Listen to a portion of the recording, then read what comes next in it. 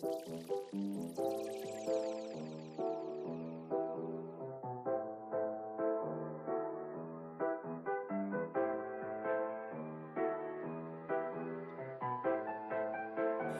your hands, do your dance, stomp your feet, praise Him while you're here. Clap your hands, do your dance,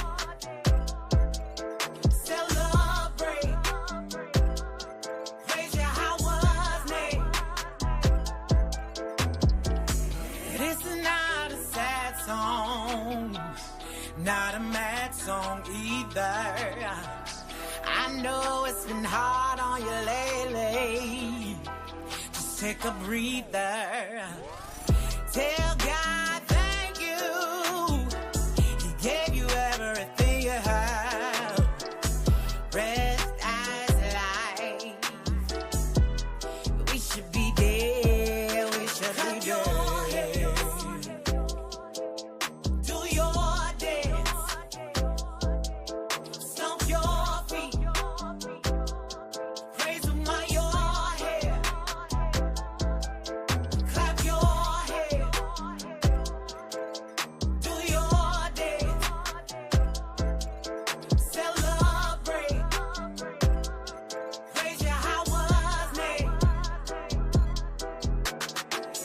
Grace is this life, what a gift. He's been lifting our heads, trying to wake us up to the truth, through the trials, through the storms, through the tears. Every heartbeat's a reason, every moment a test in its season. Rise up, be grateful, give God your best. Do your dance, stomp your feet, praise Him while you're here. Clap your hands, do your dance, celebrate, praise Yahweh's name.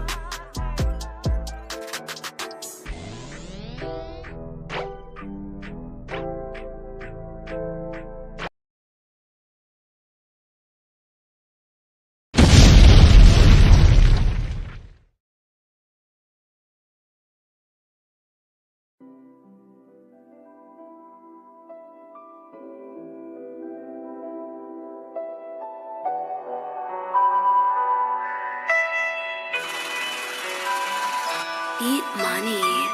Yeah. All of my sins take away from me. Save me from myself, save a place for me. Help me keep your laws, keep them faithfully. And Father, even if I fall, make a way for me. Yeah. All of my sins take away from me. Save me from myself, save a place for me. Help me keep your laws, keep them faithfully. And Father, even if I fall, make a way for me. Yeah, keep me in the palm of your mighty hands. Father, don't let me fall. False excuses, know you heard them all. Could've ignored me, but you heard my call. And you refused to let your servant fall. You know that really keep on calling. Every now and then I get withdrawals. Man, they hit different when your sense is center of it all. Have you forget about that time you violated laws? And you needed Abba to forgive you, He forgave it all. That's why I pray that you remember me for memories that made you smile and not the ones that made you judge the least. Father, I pray that when you raise up out that judgment seat, that you see it fit for me to reign with you above the beast. But at the least, all of my sins take away from me. Save me from myself, save a place for me. Help me keep your laws, keep them faithfully. And Father, even if I fall, make a way for me. Yeah, all of my sins take away from me. Save me from myself, save a place for me. Help me keep your laws, keep them faithfully. And Father, even if I fall, make a way for me. Yeah, even if I fall, I know he in charge. The great shepherd of the sheep, I know he hear my voice. He gave me life or death for real, I don't deserve a choice. Took all of those things that was against me, then he made it void. I say, yeah, how was shine? Follow me down these wicked roads, don't let that drama slide. Cause it's been written on them scrolls like when they prophesied. And it don't matter how it goes, you never left my side, even though I should've died. Why? But your grace is sufficient. Look how you took my wicked mind and every place was missing. Look how you took my spirit blind and then you gave me vision. Even though I was out of line, I refused to listen. You gave me wisdom. That's why all of my sins take away from me. Save me from myself, save a place for me. Help me keep your laws, keep them faithfully. And Father, even if I fall, make a way for me. Yeah. All of my sins take away from me. Save me from myself, save a place for me. Help me keep your laws, keep them faithfully. And Father, even if I fall, make a way for me. Yeah.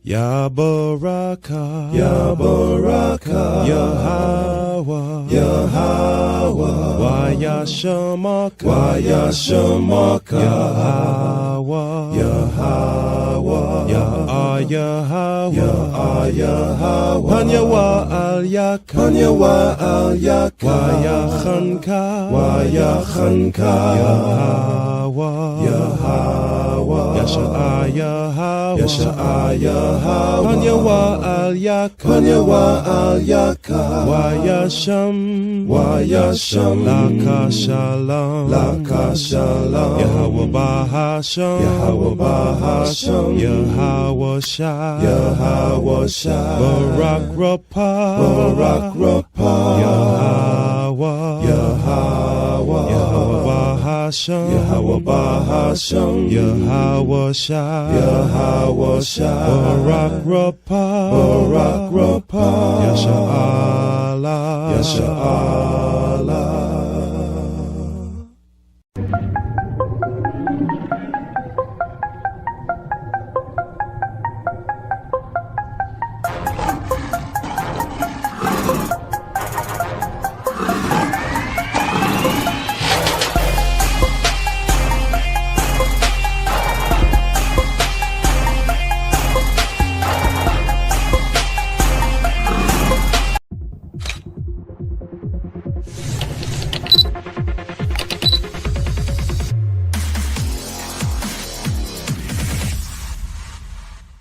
Good morning, brothers and sisters. Shalom to everybody. What's going on? What's going on, brothers and sisters? All praise to the Most High God.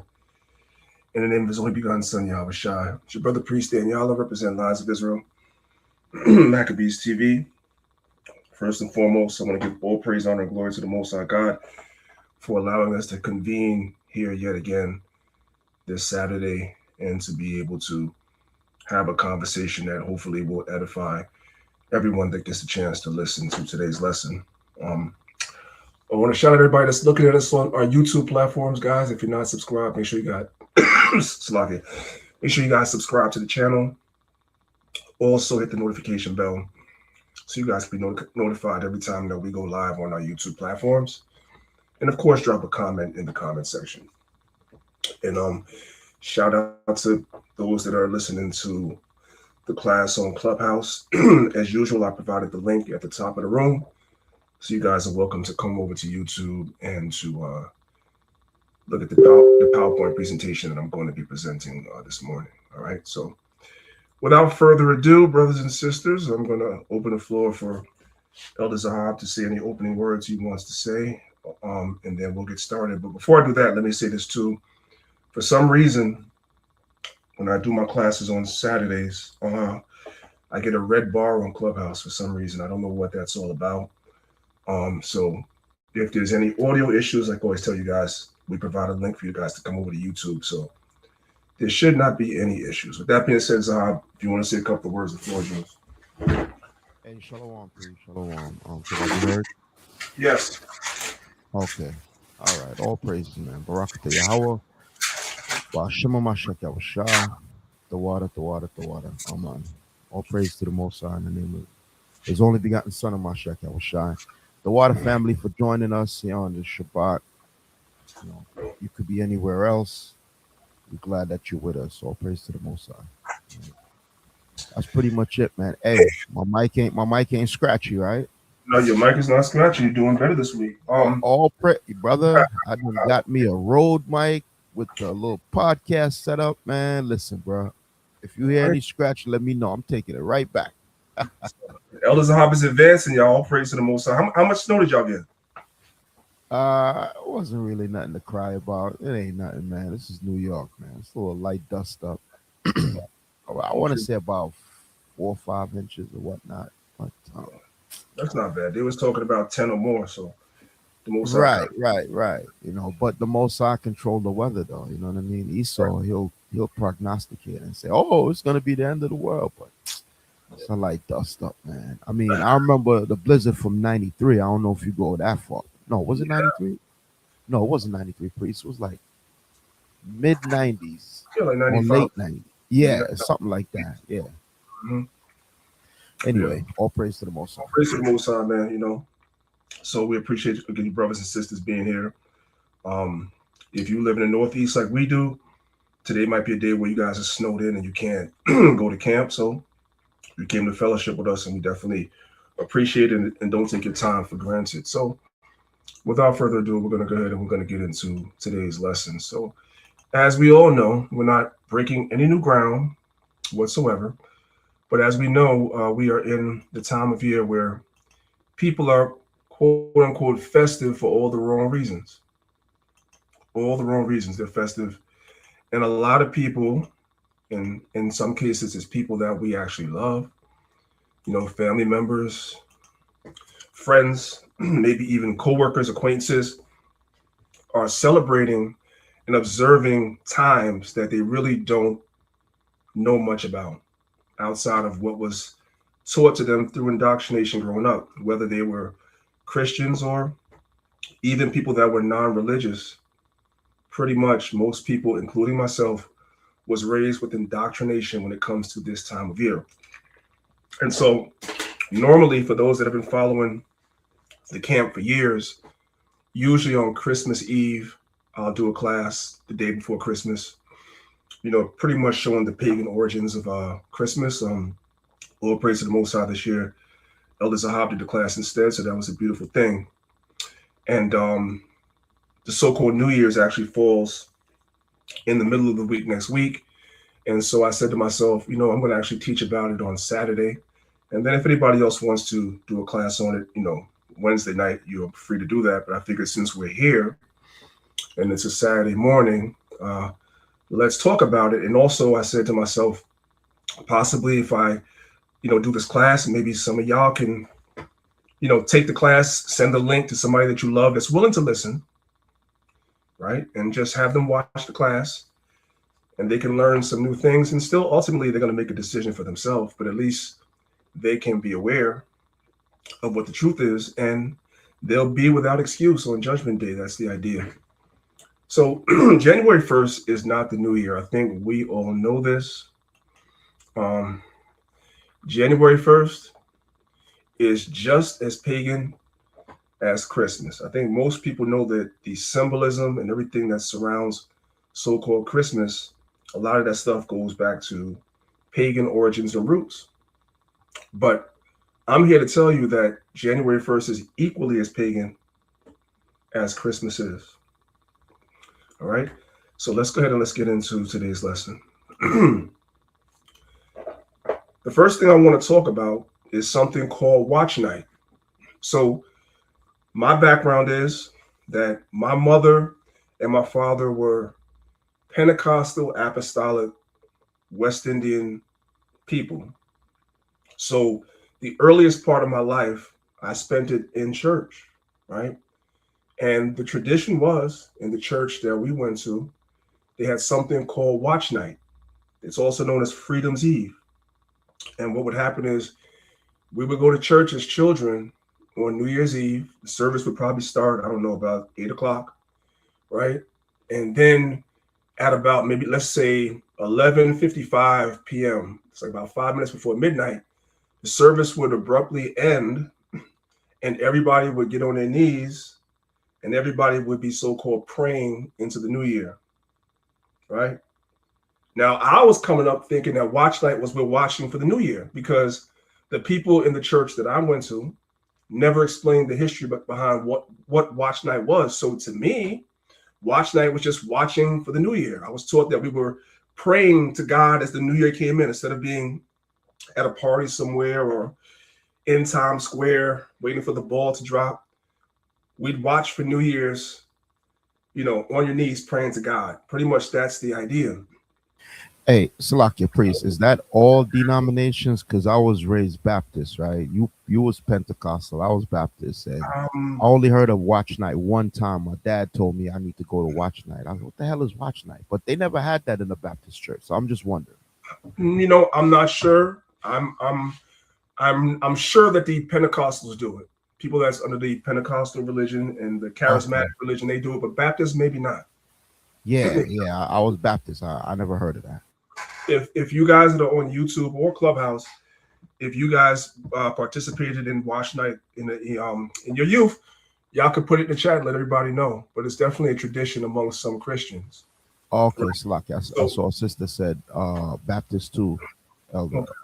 Okay. I maybe it was just my family and my Baptist church, but I never participated in it. But I heard of it, and just like you, priest, I thought they was gonna watch. I'm like, what are you watching for? It's like you count down to midnight. What is there to watch for? But Salaki, go ahead, please. And that's just and it's I'm not going to put any shade on the elders that come before us, our parents, because they probably didn't know.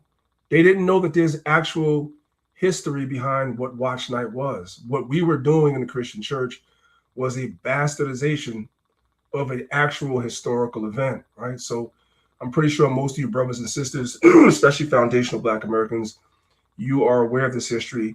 Watch Night goes back to something called Freedom's Eve, right? So the Emancipation Proclamation was written by Abraham Lincoln or passed, whatever it is, around, let's say, September of the year. And I got the slide later on. Later on in the lesson, it's going to give you the actual date. I'm kind of just paraphrasing for right now. But the Emancipation Proclamation was signed by Abraham Lincoln, I want to say sometime around September of that year, but it didn't go into effect until January 1st. So what happened was a lot of these slaves actually would meet in churches. It was one of the few places that so-called foundational Black Americans were able to meet freely. So they all met inside the church, and they waited for news of the Emancipation Proclamation actually going into effect so that they could be emancipated from slavery. That's where it comes from. It has nothing to do with January 1st or the church. But again, the church that I went to, and some of y'all in the chat saying y'all went to, never taught us this history. With that being said, let's go ahead and let's watch this video real quick. Oops, wait. You know what? That's actually not a video. Let's go back. My bad. Yeah, my bad. Okay, let's continue, guys. I got videos coming up on it. It's been a while since I did this PowerPoint. Let's go on. So the origin of December, let's start there. The word December, the root word of December is the word deci. Like when you get your decimal point, the decimal point is 10, right? So December is actually, if you look at the name, it's actually just the 10th month. And on the Roman calendar, December was actually the 10th month. So it wasn't even the new year. It was originally the 10th month. Let's continue. So now, this is the question that I was asking. How many Black churches mentioned this on Watch Night? Because Zab and I agree that the churches we went to never mentioned this stuff. We thought it was just watching for New Year's, but they're not even teaching their flock anything. Watch the video.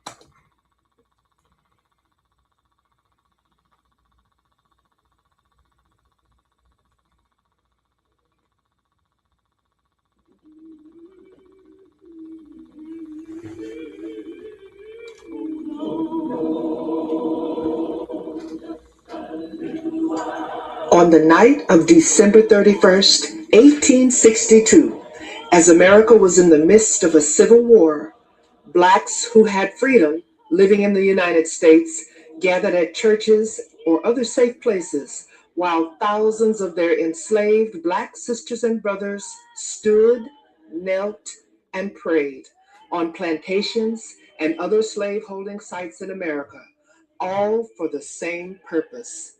They waited anxiously for President Abraham Lincoln to sign the Emancipation Proclamation into law. This act began the tradition of watch night service among the Black community in America.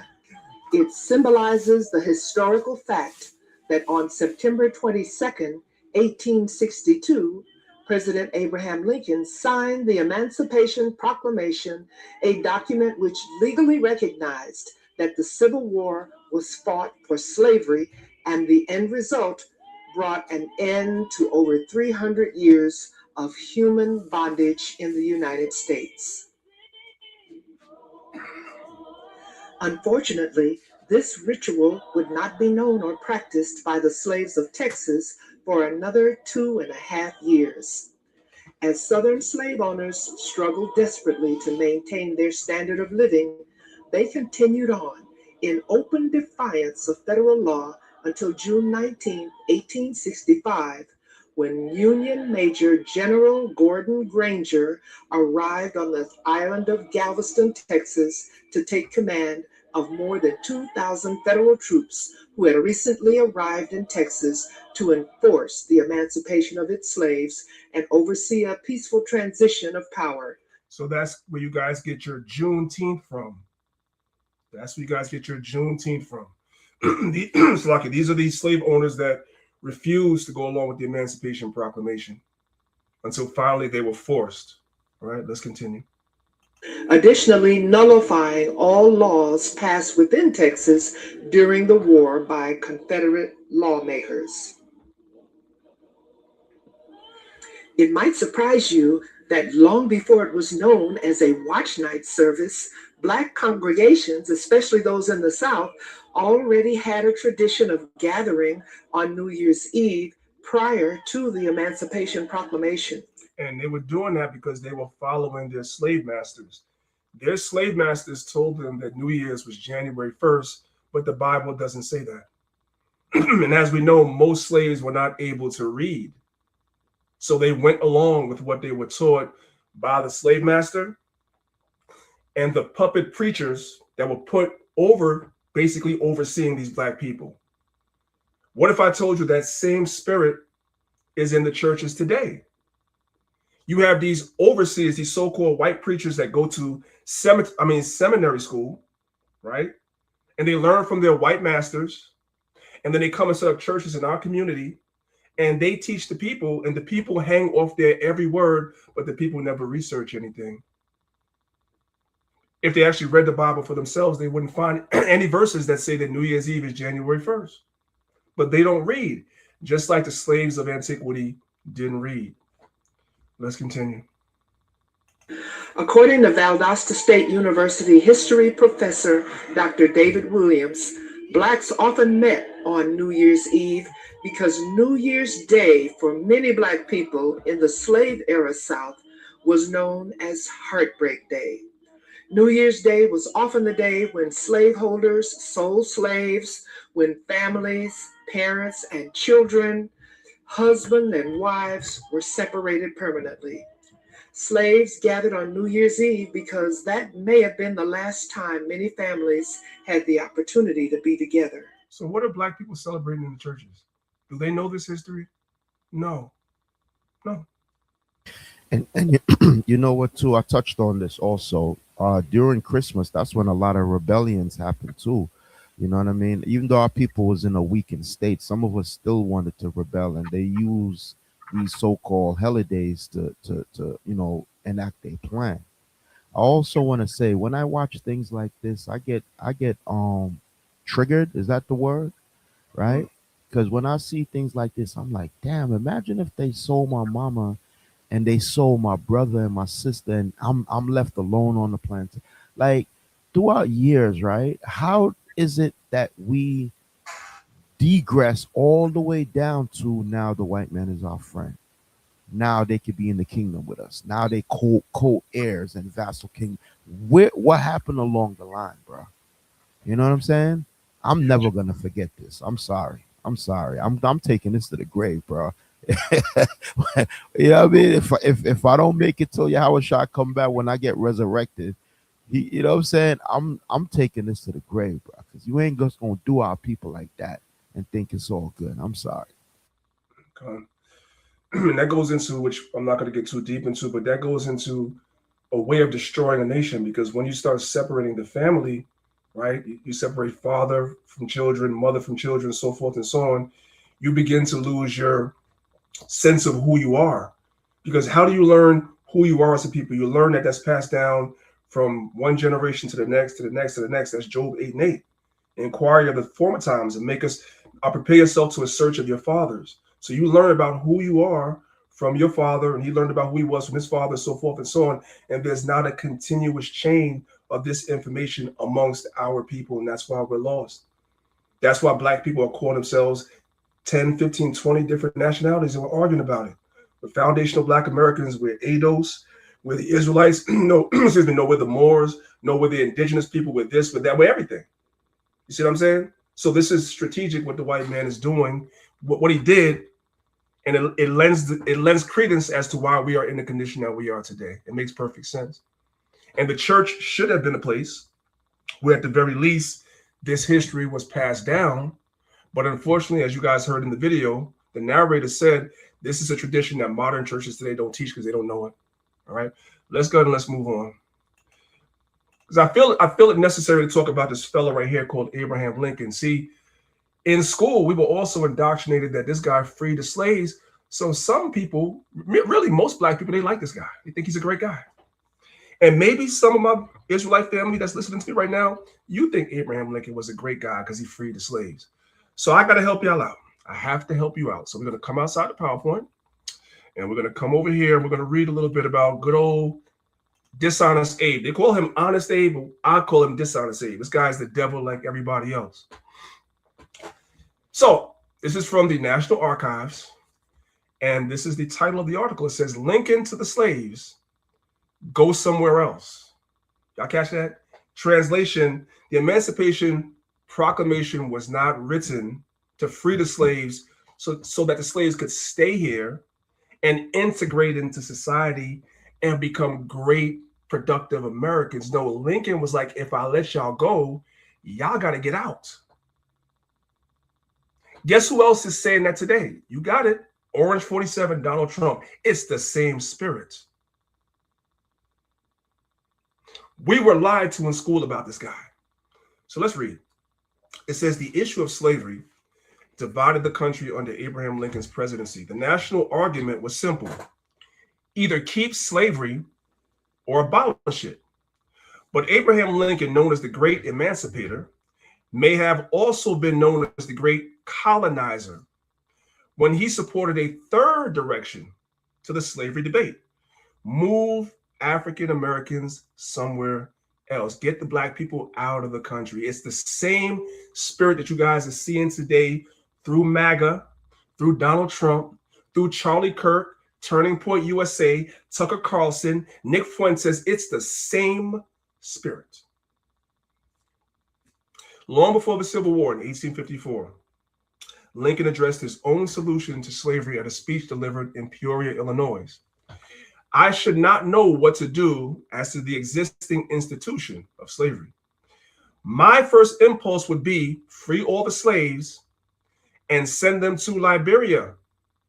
Now, Lincoln was not able to do that, but James Monroe was. James Monroe repatriated many slaves from America, freed foundational Black Americans that were freed. He repatriated them to Liberia in Africa. That's what he did. It's called the Monroe Doctrine.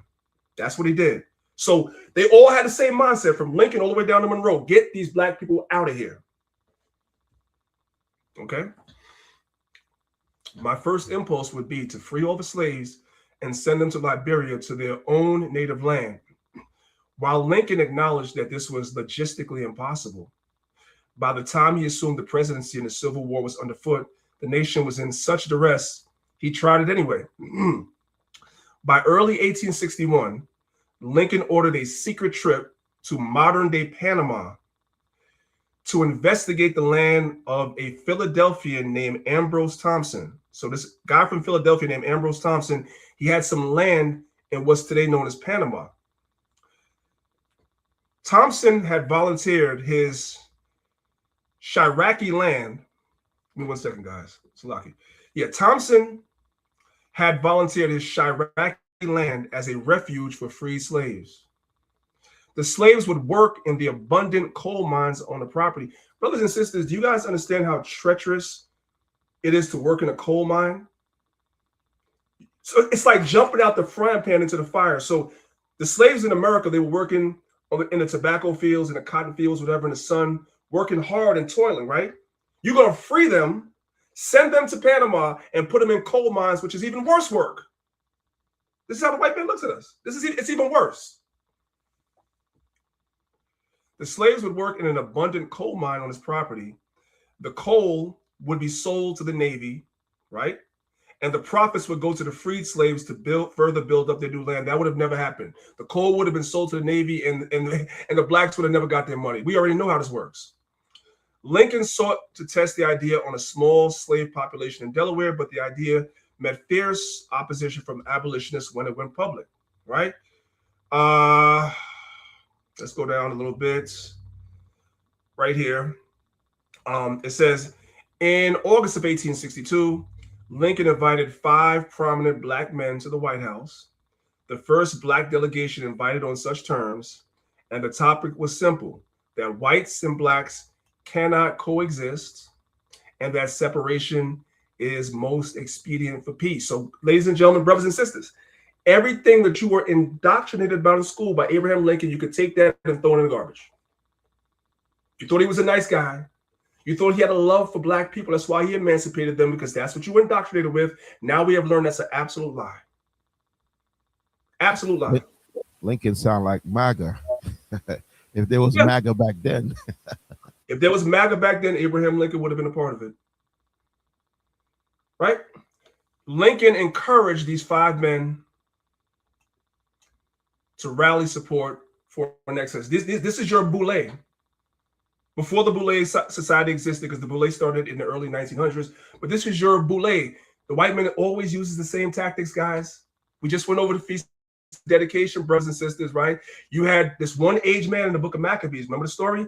You had the aged man, and they wanted to use him and make it seem like he ate abominable foods because he had a reputation. And if he did that, the people would follow. Of course, we know in the Bible he refused. But this is the tactic the white man has always used. We're going to find us some Negroes, pay them off, give them some money, and they're going to push our agenda. Today, we call guys like this Anton Daniels. Today, we call guys like this daggone Officer Tatum. And the list goes on and on. These are your modern-day black coons. Myron Gaines. And the list goes on and on and on. Same tactic over and over and over again. All right. Anyway, if you guys want to read the rest of the article, you guys can do that. Once again, the name of the article is called Lincoln to the Slaves. Go somewhere else. You guys can read it. You have to take everything that you know about good old Honest Abe, and you can take it and throw it in the garbage. This guy is the devil too. Abraham Lincoln, many of us didn't know. So instead of our people being taught this history, when they go to church on December 31st, this is what they're doing instead. Angels coming in Jesus' name. In the name of Jesus. Well, it's 2 minutes to a new year. So I want you for 1 minute to just begin to magnify God. And then we use the last minute to do a countdown. Come on, begin to magnify him. Come on, begin to magnify the Lord. Alpha and Omega, the beginning and the end. Who will not serve a God like this? He's bigger than the biggest. He's greater greater than the greatest.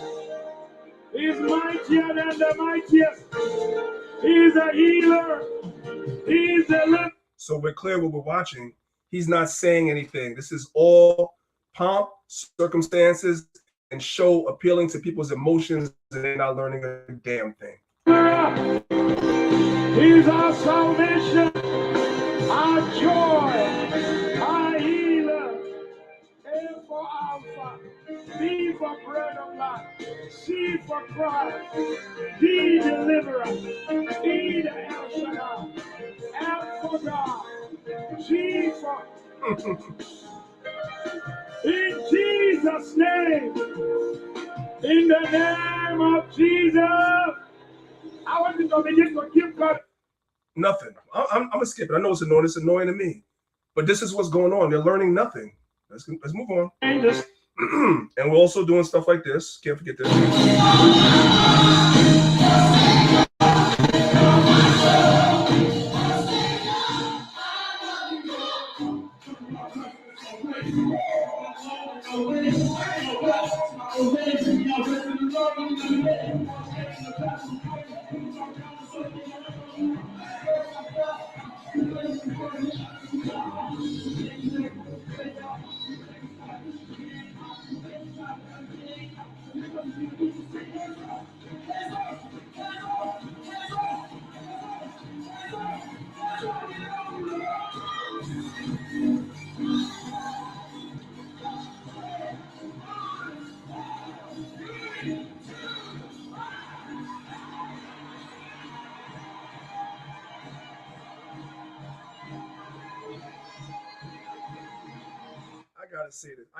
I have to say it. I gotta say it. You know, I might offend somebody. That's okay. You'll forgive me later. If you look at the audiences for these both of these services, it's mostly women in there. Women are more easily seduced. The Bible tells you that. The men that you see in there, a lot of these dudes are nothing but jellyback, no backbone, spineless dudes that go because wife said you had to go to this crap, and you don't even believe in it. I'm just keeping it real. It's crazy. You being led by her instead of you leading her. And that's the problem. That's the problem. Let's continue. So let's deal with this first. The starting of the day at midnight doesn't come from the Bible. That comes from Rome.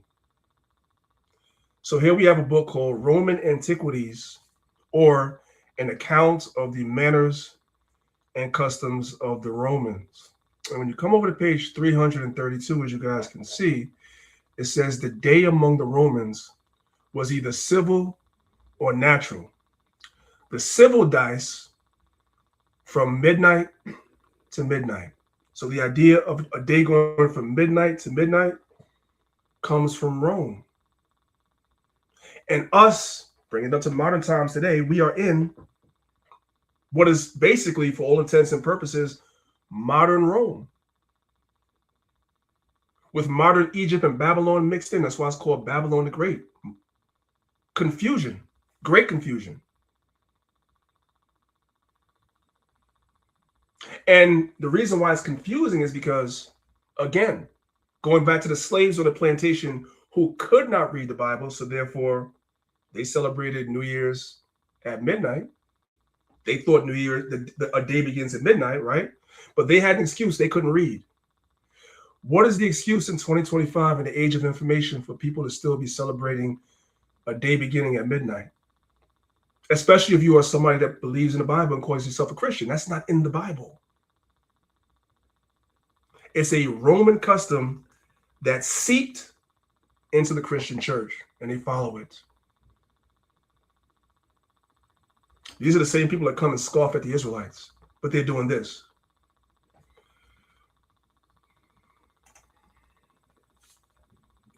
How can midnight be morning also? When you're looking at the word midnight means the middle of the night. How can the middle of the night be the morning? Can somebody help me out with that? It doesn't make any sense. When you look at words like midday, right? That makes sense because midday is 12 in the afternoon and it's light outside. It's midday. That makes sense.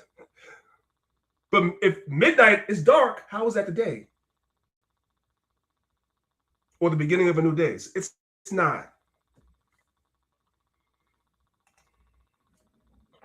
Actually, what midnight is, it's the witching hour.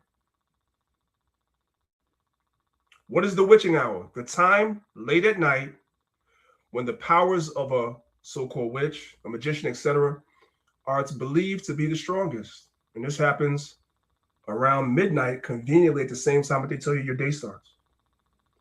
Conveniently around the same time they tell you that your year starts. December 31st at 12 o'clock is now January 1st. It's a new day.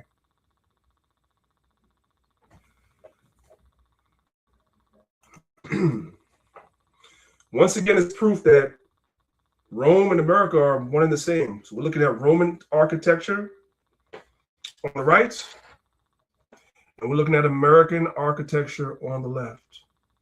And a picture speaks 1,000 words, doesn't it? I don't have to say no more. America's Rome all over again. And that statue out front is a Roman statue in front of an American governmental building. Make that make sense. More proof that America's Rome again. When you guys go to court, on the right-hand side, these are all the terms, legal terms that are used in court, which is why a lot of times, brothers and sisters that go to court, you try to represent yourself, you get lost in the system because you're just trying to, you don't even know the vocabulary of the system. Most of the stuff is Latin, the terms that are being used in court, right? So you have to go out now and buy Black's Law Dictionary. It sends you some legal papers with all this legal jargon on it. You got to go buy Black's Law Dictionary to try to decipher what it is they're talking about because they're using nothing but Latin terms, right? And then on the left-hand side, we could see that all of our months that we use in modern times come from Rome. January is Genesis month. That's a god. February is February's month. That's a god. March is from Mars. April is from Aphrodite. Right? June is from Juno. Right? Then, when you get to July comes from Julius Caesar. And for those that know, the Caesars were worshipped as gods in Rome. They had temples built to them where people actually worshiped the literal Caesars. These are facts. August is from Augustus Caesar, right? And then when you get down to September, now it starts using Latin numbers. September, the root word of September is a Latin word for 7. The root word of October is the Latin word for 8. The root word for November is the Latin word for 9. And the root word for December is the Latin word for 10. All of that stuff is Latin, and we're using it today. And then somebody will tell me that America is not Rome all over again. How?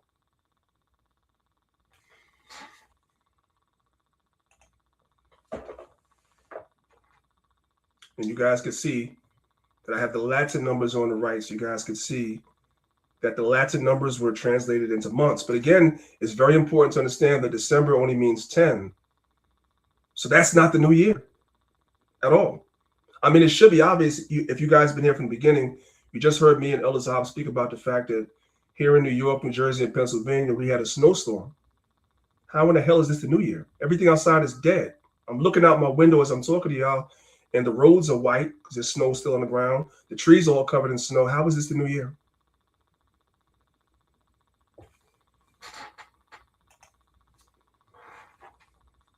Even more proof that America's Rome all over again.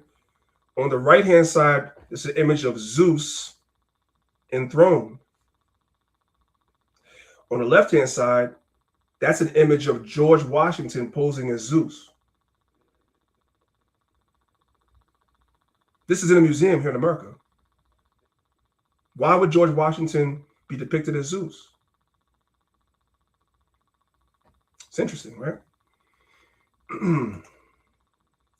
And by the way, he's also doing the Baphomet pose as well. George Washington right here. It's also doing the Baphomet throws right here. All this stuff is satanic and pagan. That's why God is going to burn this place to the ground. Period. It needs to be burnt to the ground.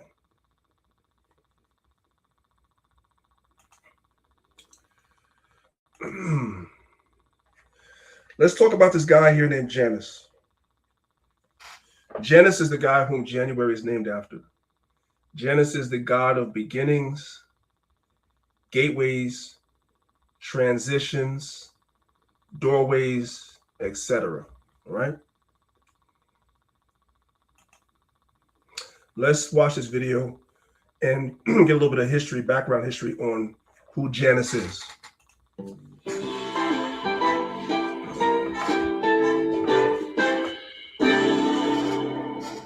Janus is a deity of Roman mythology, the son of Apollo. According to some versions, Janus was born in the Thessalian region in Greece, but left for the region of Lazio, located in current Italy. There, he was welcomed by the mythical king Camese, with whom he divided the power. Janus edified several cities, and, according to some Roman myths, Janus welcomed the god Saturn after his banishment from Greece by the hands of Jupiter. Now I'm gonna go back just slightly, and I'm gonna give you guys a little bit of myths. Janus welcomed. Give you guys a little bit of a spoiler alert that's gonna come up at the end of the lesson, right? They just told you guys that god right there, so-called god, that's Saturn. They told you that. What you guys are going to learn by the end of the lesson is that image in the Sistine Chapel that Michelangelo painted, that's Saturn. Saturn is always depicted as an old man. Yeah, we'll get that. I just want you to know that is Saturn.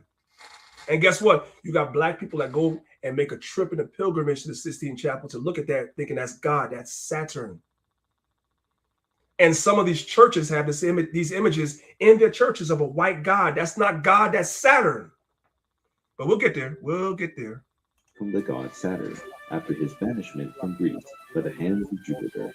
Saturn would be the equivalent of the Titan Cronus of Greek mythology.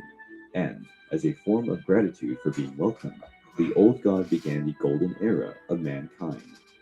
During this period, men started to live in a world of extreme happiness and abundance. Cronus also blessed Janus, giving him the power to know the past and the future. Janus was the deity accountable for teaching men how to use boats, and also introduced them to coins. After the end of his life among the men, Janus became a deity. As a god, he would be the deity responsible for protecting doors and gates. This god was depicted with two faces and had a key in his hands. When he opens a door, the god unleashes a new cycle, and this can be a new cycle of harvest, or the passage from childhood to adult life. He is also associated with the beginning and the end of wars. During the war between the Romans and the Sabines, the god stopped the Sabines from attacking the Roman armies, creating a source of boiling water, preventing the advance of the Sabines. The Romans eventually repaid their protection by building several temples in his honor. The main one was closed during peaceful period. So you guys get the idea. So Janus is a pagan deity. And so this is a whole entire ritual as we pass from one gateway to pass through the gateway from one year to the next year. This is simply one gigantic ritual. They didn't choose January 1st out of their behind, for lack of a better word. They didn't do that. This is well calculated, well crafted, because they understand this pagan history and what it means and the symbolism associated with it. They understand it. And what you're going to find out is that throughout the years, a lot of the early Christian fathers decided to deal with what's called syncretism. I've told you guys this before. Instead of actually speaking against these traditions, they allowed those traditions to be incorporated with the Bible, to be mixed together with the Bible. And that's why you see these rituals in Christianity. That's why you see these symbols in Christianity, because the men that had power at a certain time basically sold out. The reason why the Israelites are so hated, we're some of the only people that have not gone along with this. We haven't. We speak against it. That's why we're so hated. Let's go to the next slide.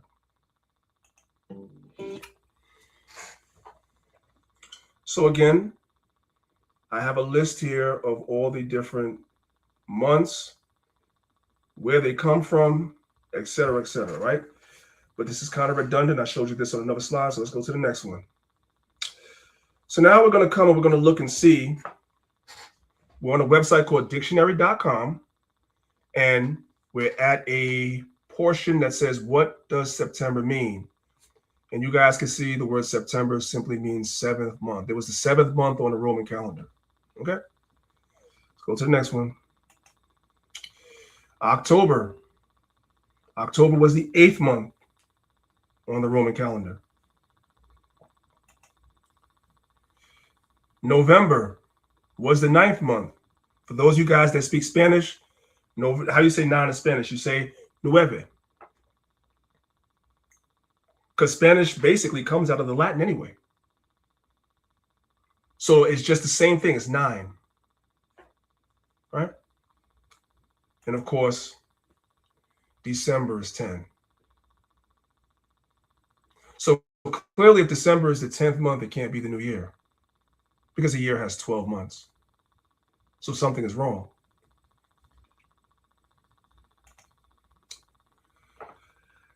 I came to the etymology dictionary, and we're going to read December, 12th and last by modern reckoning month of the calendar, the month of the winter solstice. Late English from Old French Décembre, from Latin December, from decem, which means 10. Okay, let's move on. So now, let's talk a little bit about a little bit of history.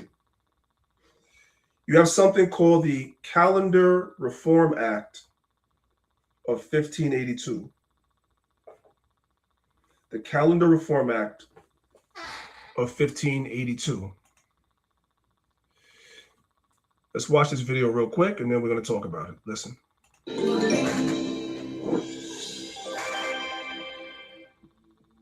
Have you ever wondered why we celebrate New Year on January 1st? Well, it wasn't always so. There's been a lot of toing and froing over the past 2,000 years before this date was consolidated. Welcome to Intrigued Mind, where today we will go back in time to discover why January 1st is the day that we celebrate the coming of a brand new year. The earliest recorded celebrations of New Year's were made by the Babylonians in around 2000 BCE. These ancient people held a festival that went on for several days in honor of the rebirth of the natural world. They called it Ekitu, and it took place at the beginning of spring. By the time of Rome's legendary founder, Romulus, the Romans had developed their own calendar based on the phases of the moon. It is believed that the Romans developed their lunar calendar using knowledge that came to them from the Babylonians and the Greeks. However, this 305-day-long calendar, which was based on the 10-month-long phases of the moon, did not match with the solar year, which at 365 days ran closer to 12 months. At this point in time, the Romans celebrated New Year during the vernal equinox, which is one of the 2 days each year when day and night are of the same length and generally falls around March 20th in the northern hemisphere. Enter Numa Pompilius. So, we saw 2 civilizations from the ancient Babylonians all the way up until the early Romans. When the early Romans came into power, they were celebrating New Year's in the spring.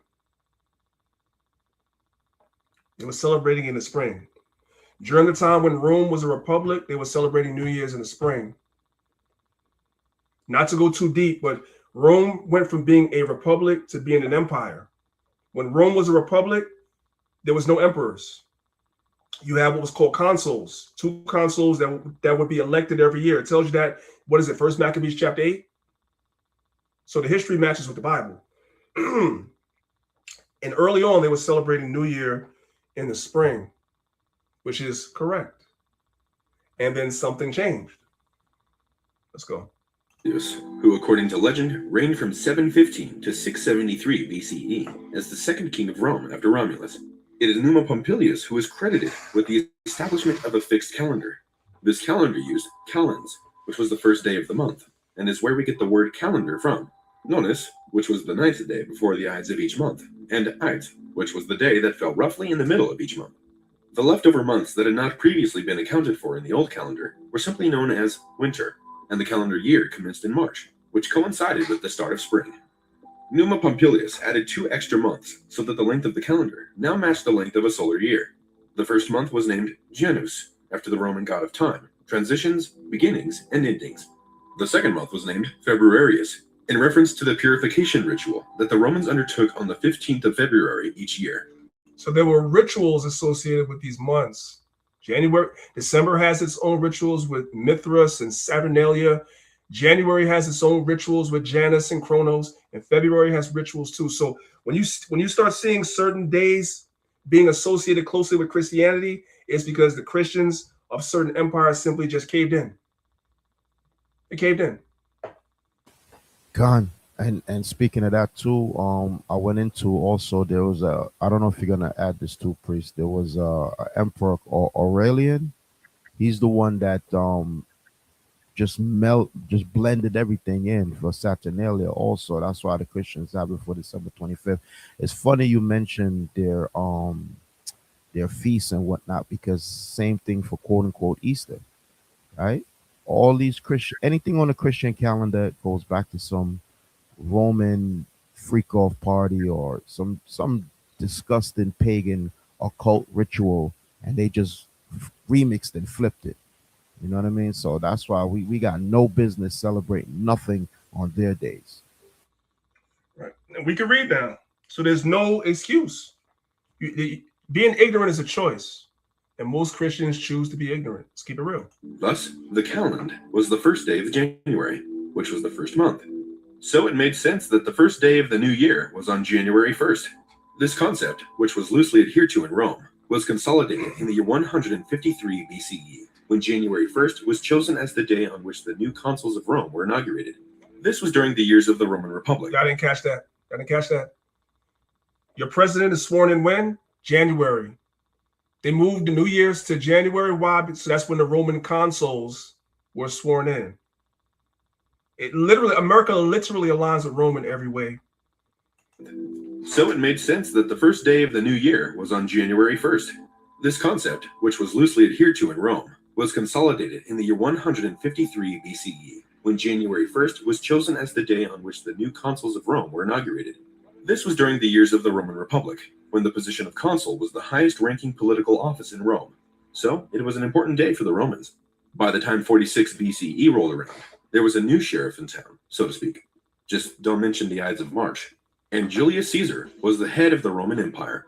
Caesar worked with Greek mathematicians to fix an error in the calendar. There were too many leap years, so these were reduced to 1 every 4 years to use up the leftover time from the 365 days that made up 1 year, which was 0.25 days. After this amendment, it took 455 days to get things back on track, but they got there in the end. January 1st was still considered the new year, and with the expansion of the Roman Empire, this custom was adopted throughout Caesar's vast lands.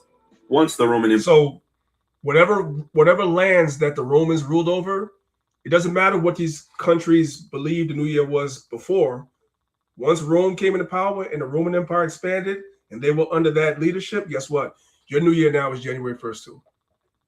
Right? That's why the Bible says the whole world is covered in darkness, gross darkness, complete darkness. Empire collapsed and Christianity took hold throughout Europe from the 4th century CE onwards. The custom of welcoming the beginning of a new year on January 1st was cast aside in favor of a date that was sacred to this new religion, March 25th, the day of the Annunciation. So what happened was, and pardon these fake images of Christ and whatever, what happened was the Christians just figured out a date. I don't know how, but they figured out a date of what's called the Annunciation, which is off, by the way. If you don't know what the Annunciation is, that is what you read in the book of Luke when the angel came and told Mary that she was going to be bring forth Christ. That's called the Annunciation, right? So they picked a day and said, you know what, March 25th is the day of the Annunciation. That's the day that Mary was told that she's about to get pregnant, whatever like that, and they made that the new year. Now that's off. However, because it's falling around March 25th, which is about the springtime, it's more accurate than January 1st, if y'all understand what I'm saying. So they were right to kind of move it more towards the spring. That's correct. And what you guys are looking at is a yo-yo effect with the calendar, back and forth, depending on who's ruling. Archangel Gabriel appeared before the Virgin Mary to tell her of the Immaculate Conception. Indeed, the liturgical calendar was now the most important calendar to Christians. January 1st was not an important feast day for this religion, so they did not mark the coming of the new year with this date. This liturgical calendar was predominant throughout Europe in the early medieval period in terms of special days, used alongside the Julian calendar to mark the passage of one year. It was not until the year 1582 that the Pope at the time, Pope Gregory VIII, decided that the Julian calendar needed an overhaul. Up to this point, the number of leap days in the Julian calendar was still causing problems, especially at Easter time, which was supposed to fall on the Sunday after the first full moon, after the vernal equinox. Incidentally, this was the same time that the ancient Babylonians celebrated Akutu, the festival of rebirth. Just as Easter is the time of Jesus' resurrection, Christianity always tried to match their important times of the year with pagan celebrations to make the transition from paganism to Christianity more appealing. Y'all caught that? Did y'all catch that? Let's listen to that again. Let's listen to that again. The festival of rebirth. Just as Easter is the time of Jesus' resurrection, Christianity always tried to match their important times of the year with pagan celebrations to make the transition from paganism to Christianity more appealing. So they compromised. That's why Easter and Passover are so close. That's why dedication and Christmas are so close. Because we had some amongst us that would compromise. They wanted more people to come in. Just like the churches today compromise. They don't teach the real gospel. They don't condemn sin really. Why? Because they want the people to come in.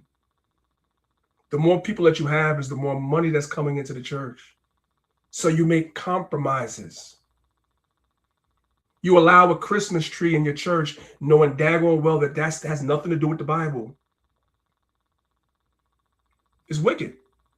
Let's continue. But that is a story for another video. Back to Pope Gregory. He had his calendar printed and issued in a papal bull, which meant it was canon law, and therefore had to be adhered to. This papal bull stated that January 1st was once again to be considered the first day of the new year, and it listed all of the feast days in the Christian, now Catholic, calendar in order, from January 1st up until December 31st. However, by this point in time, the Catholic Church was not the only Christian superpower in town.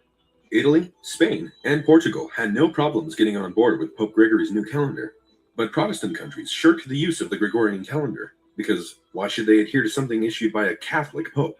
So the Protestant countries of Europe, Britain, and the British colonies stuck with the Julian calendar. Incidentally, even today, the Eastern Orthodox Church still uses the Julian calendar. Fun. So you guys can understand, those are the countries that were not controlled by the Roman Catholic Church. And I've gone over this history before. I don't remember if I went over it in class or if I went over it in the academy, but a lot of that goes back to Henry VIII. Henry VIII is the one that made Britain leave the Catholic Church. Prior to Henry VIII, Britain was a Catholic kingdom as well. But when Henry VIII came into power, he was married to a woman that he didn't want to be married to. She was way older than he was, and he was married to her since he was a little boy. You know, that's how that went back then. You know, you made these marriages for alliances and peace between kingdoms. So he had to marry a woman that was way older than him that he didn't want. So once he became king, he went to the Pope and was like, look, I want to divorce her so I can marry her. And the Pope said no.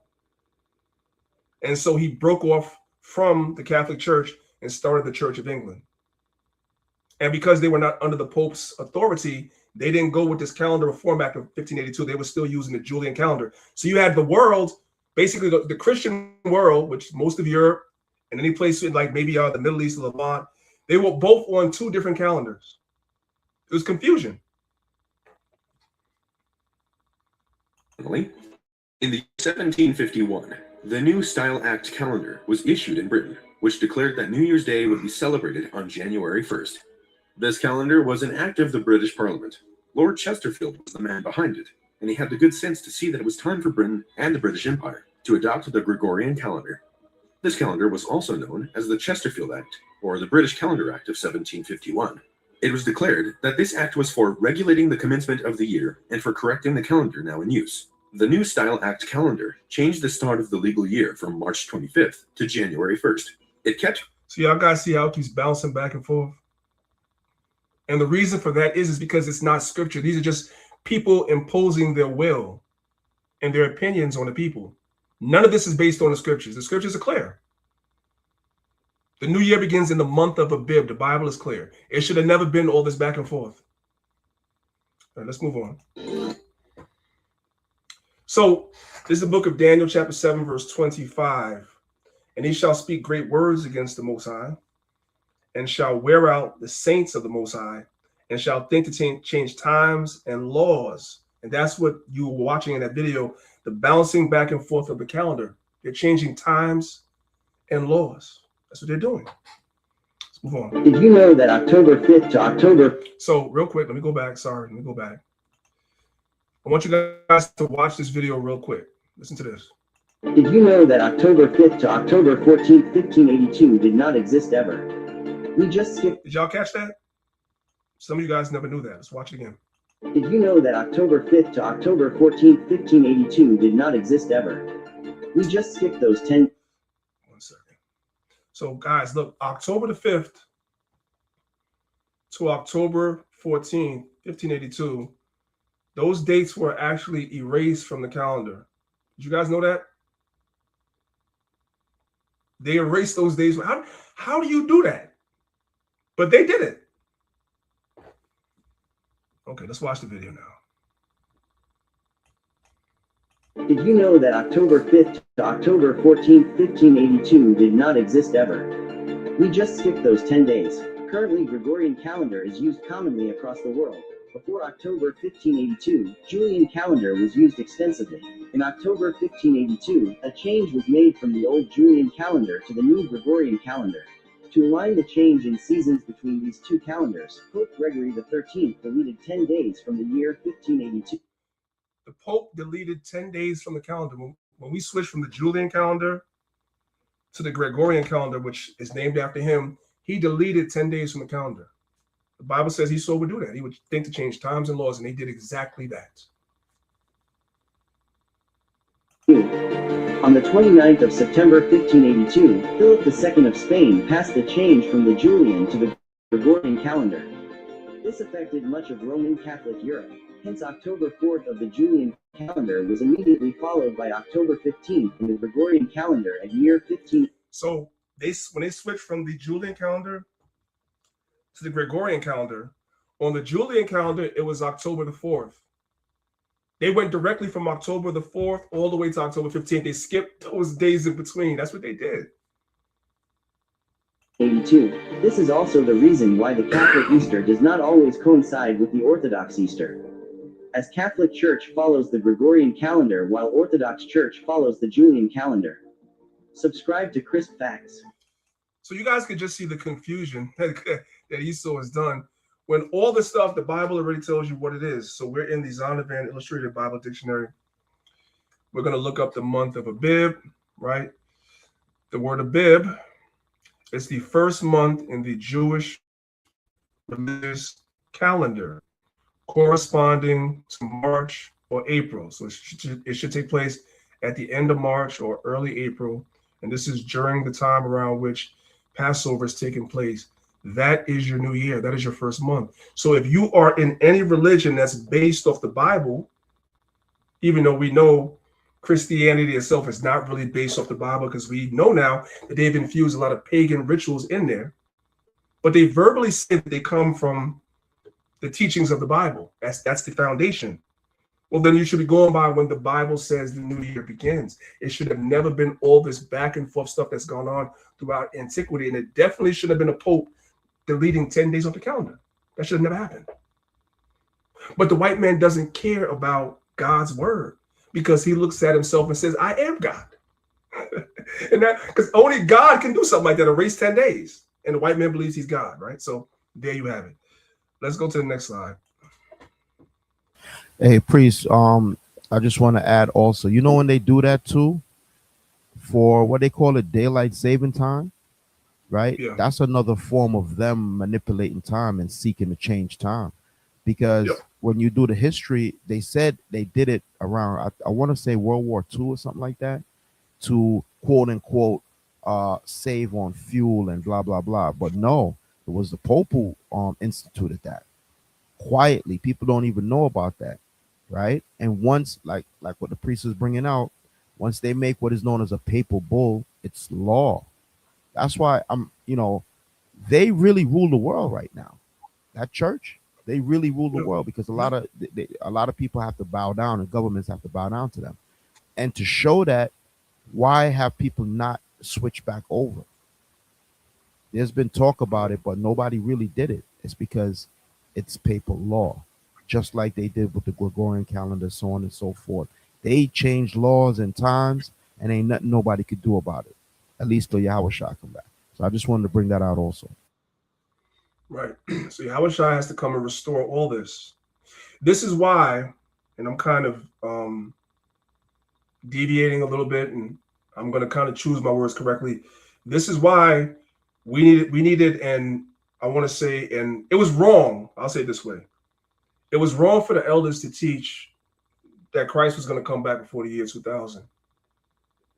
And one of the reasons why it was wrong is because what year are we really in? With all this manipulation of the calendar, does anybody really think that we know what year it actually is? We don't. Because of all this manipulation with the calendar, with daylight savings time, with deleting days off the calendar, all this other crap that they've been doing, we really don't. That's why Christ said, no man knows the day nor the hour. We don't know the day or the hour because we don't even know what date we're really in. We're all quoting and saying that today is December 27th, but that's based on us believing that we're under this Gregorian calendar because we live, in countries that embrace the Gregorian calendar. But in actuality, in reality, it's really not December 27th, 2025. We don't know what it is. I'm sorry, priest. So we shouldn't listen to some pastors in South Africa talk about the world about to end?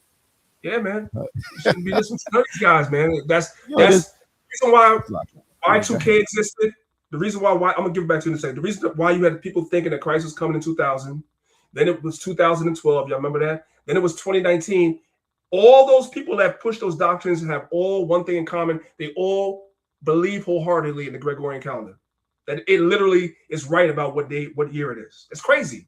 Guys, people giving away houses, money. They think that Lord is coming back this day because he told some pastor. Yo, there was a dude in Ghana also recently, no lie, recently, like a day or two ago. No, literally 2 days ago. He said that the world was going to end on December 25th. People gave all their money. This dude popped up with a brand new Benz, talk about the Lord heard his prayer and said he's not going to do it anymore. Like, come on, man. Like, the scam is real, bro. So we're in the Jewish Encyclopedia. So let's see what it says. We already looked at Zondervan's Compact Bible Dictionary. Now we'll go to the Jewish Encyclopedia. Under Abib, it means ears of grain. Name of the first month of the Hebrew calendar, corresponding to the Babylonian and post-exilian Hebrew Nisan. According to the Babylonian system, which probably prevailed in Palestine, it began in ordinary years in the last third of March, but in every third or intercalary year, a month later. So if, for those brothers and sisters that are going to be doing the academy and joining the camp, at some point, I know Zahab does it pretty much every year. The brother Zahab, he teaches about how we come up with the calendar. If you're aspiring to be a priest or a teacher, you should have an idea of how we figure out when the holy days are, how the calendar works, what is an intercalary year and why we use it, so forth and so on. If you don't know these things, that's not no shade to you, but these are things that you want to learn, how the calendar operates, right? That's neither here nor there. Let's move on. So I decided to have a conversation with ChatGPT. I like to take AI's temperature sometimes to see, because I understand this thing is controlled. It only knows the answers that its creator tells it, but I wanted to see what its creator was telling it, if it was going to be honest. So in the blue and upper right-hand corner, you guys can see I asked ChatGPT a question. I said, is modern Christianity the offspring of Judaism? Now I'm asking this for a reason. And it says the short answer is yes, but with important qualifications. Real quick, I'm going to come out of here because I already know what's happening. The banner is probably obstructing y'all view of the entire exchange. So I'm going to take the banner down for the time being. Okay, cool. Boom. Let's come back. Normally, I don't remember to do that, or praise the Most High, I remember today. So it says the short answer is yes. The short, careful answer: modern Christianity emerged from Judaism. Now, the reason why I'm asking this, brothers and sisters, is because if modern Christianity emerged from Judaism, then should New Year be the same time that the Jews were? Right? It's there in the book. Specifically from Second Temple Judaism, but it's not simply Judaism's continuation. It became a distinct religion after major theological, textual, and institutional breaks. In other words, they started syncretizing Christianity with a lot of the pagan stuff the other nations was doing. So now it's no longer the same. It's a bastardized child. How does I'm gonna come right here to the conclusion. In that sense, well, you know what? Let's read all this. How Christianity does come from Judaism. Christianity began as a Jewish movement. Judaism provided the scriptures, the Tanakh, the Hebrew Bible, the ethical framework, monotheism, covenant theology, and messianic hope. Jesus was a Jew, taught from the Torah and prophets, and worshiped in synagogues, and spoke within Jewish categories. The earliest followers were Jews who believed Jesus was promised Messiah. Wait a minute, I thought the Jews rejected Christ. He came unto his own, and his own received him not. I thought the Jews rejected Christ. That's what the Christians teach, but AI says no. The earliest followers of Christ were Jews. What do you think those multitudes he was talking to in Matthew chapter 5 was called the Beatitudes? Those were Jews. The ones that rejected Christ was the Sanhedrin, the Pharisees, the Sadducees, the scribes. But the everyday people, many of them followed him. Bullet point number 4. This all happened within Second Temple Judaism, a diverse Jewish world with many sects. So in that sense, Christianity is born out of Judaism, not paganism, meaning that Christianity is pagan today, but it wasn't always. If you guys are following along with what AI is saying without it actually saying it. Let's go to the next one. Next question I asked at the top. If modern Christianity is based loosely on Second Temple Judaism, why do Christians observe New Year on January 1st? The Jews observed it in the spring. It told me that's a very good question, and it gets to the heart of where Christianity departs from its Jewish roots. Short answer. Christians observe January 1st as the new year because of Roman civil tradition. That's why they were celebrated at midnight. Remember earlier I showed you guys the book that's that whole idea of the new year coming in or a day coming in at midnight. That goes back to Rome. And so the Christians followed that, not the Bible. They were following Rome. Christians observe January 1st as the new year because of Roman civil tradition, not biblical or Jewish tradition. So yes, they come out of Judaism, but they decided to follow the Romans instead. It has nothing to do with Second Temple Judaism and everything to do with the Roman calendar Christians later adopted. So the Christians decided to adopt the Roman calendar, and the Roman calendar says January 1st is the new year to celebrate their god Janus, so forth and so on. And the Christians said, cool, we down. We're down.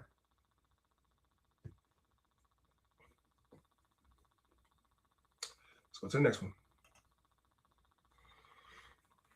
This is from a book called The Golden Bow, a study in magic and religion.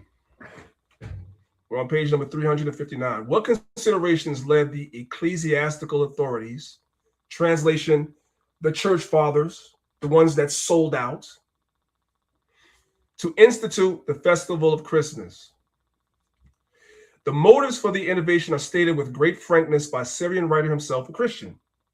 The reason, he tells us, why the fathers transferred the celebration of the 6th of January to the 25th of December was this. It was a custom of the heathen to celebrate on the same 25th of December, the birthday of the sun, because that's what you're doing. That's not when Christ was born. At which they kindled lights in the token of festivity. In these solemnities and festivities, the Christians also took part. That's what I've been trying to tell y'all now for the last 2 months. These Israelites that are in these places like where Paul is writing to, these Israelites are mixing the Torah and the teachings of the Bible with Roman and Greek practices. That's what they're doing. That's what they're doing. So the Jews that were in the land looked at these people as foreigners. You got to immerse yourself, get out of religion, and immerse yourself as if you were there into the history of what's going on, and you can clearly see what's going on in these epistles that Paul was writing. You can clearly see it. These people were formerly pagans, and they were mixing and matching. You see this in the book of 1 Thessalonians chapter 4. The church there was having problems with concupiscence, which is evil sexual lusts of things that they were doing before they heard about Christ and repented. And you had some people that were in the church, but they were still dealing with concupiscence, meaning they were still involved with some of these acts and rituals, sex rituals that were wicked. They were doing that, and in the church at Thessalonica. That's in 1 Thessalonians chapter 4. Matter of fact, let's get it. I know it's kind of off the beat, but let's get it. Let's come here. Oops, 1 second, guys. Oh, here we go. Let's go to 1 Thessalonians. I believe it's chapter 4. I'm winging it right now.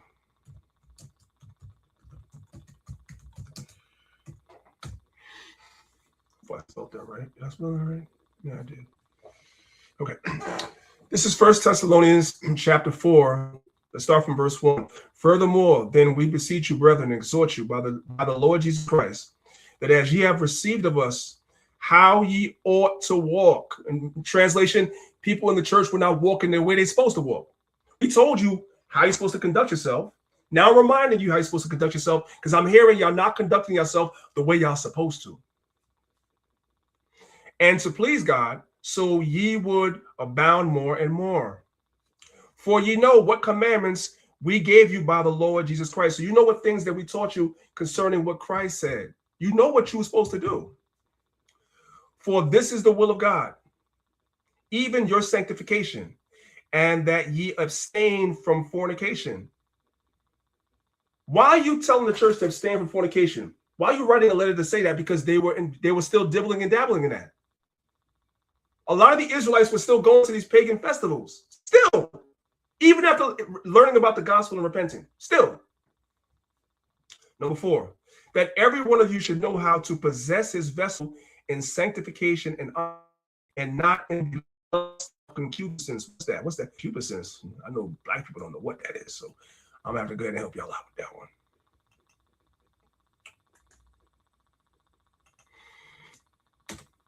Concupiscence means strong sexual desire. There were people in the church at Thessalonica that were having an issue with lust and strong sexual desire. That's what the word concupiscence means. Now, you might ask yourself, well, what was these desires? So let me see if I can find it real quick. If I can't, then that's okay, because it's kind of off the topic anyway. Don't bring up Cabra. Oh, Lord, don't do that. Well, I have to do it. Good Lord, man. And you know what? It was, while you're looking that up, it was the church fathers also. Some of the elders in the church was doing that and leading the people astray. That's why that whole syncretism took a hold, because they try to blend in foolishness like what the priest is going to show you and try to blend it in and say, yeah, this is the way of the Lord. Madness. So you guys are looking on your screen. I did a quick search. It says the Cabras cult was in Thessalonica, and we're reading 1 Thessalonians chapter 4. There's some concupiscence going on in the church. So Paul has to write them and remind them, you got to keep your vessel. What is concupiscence?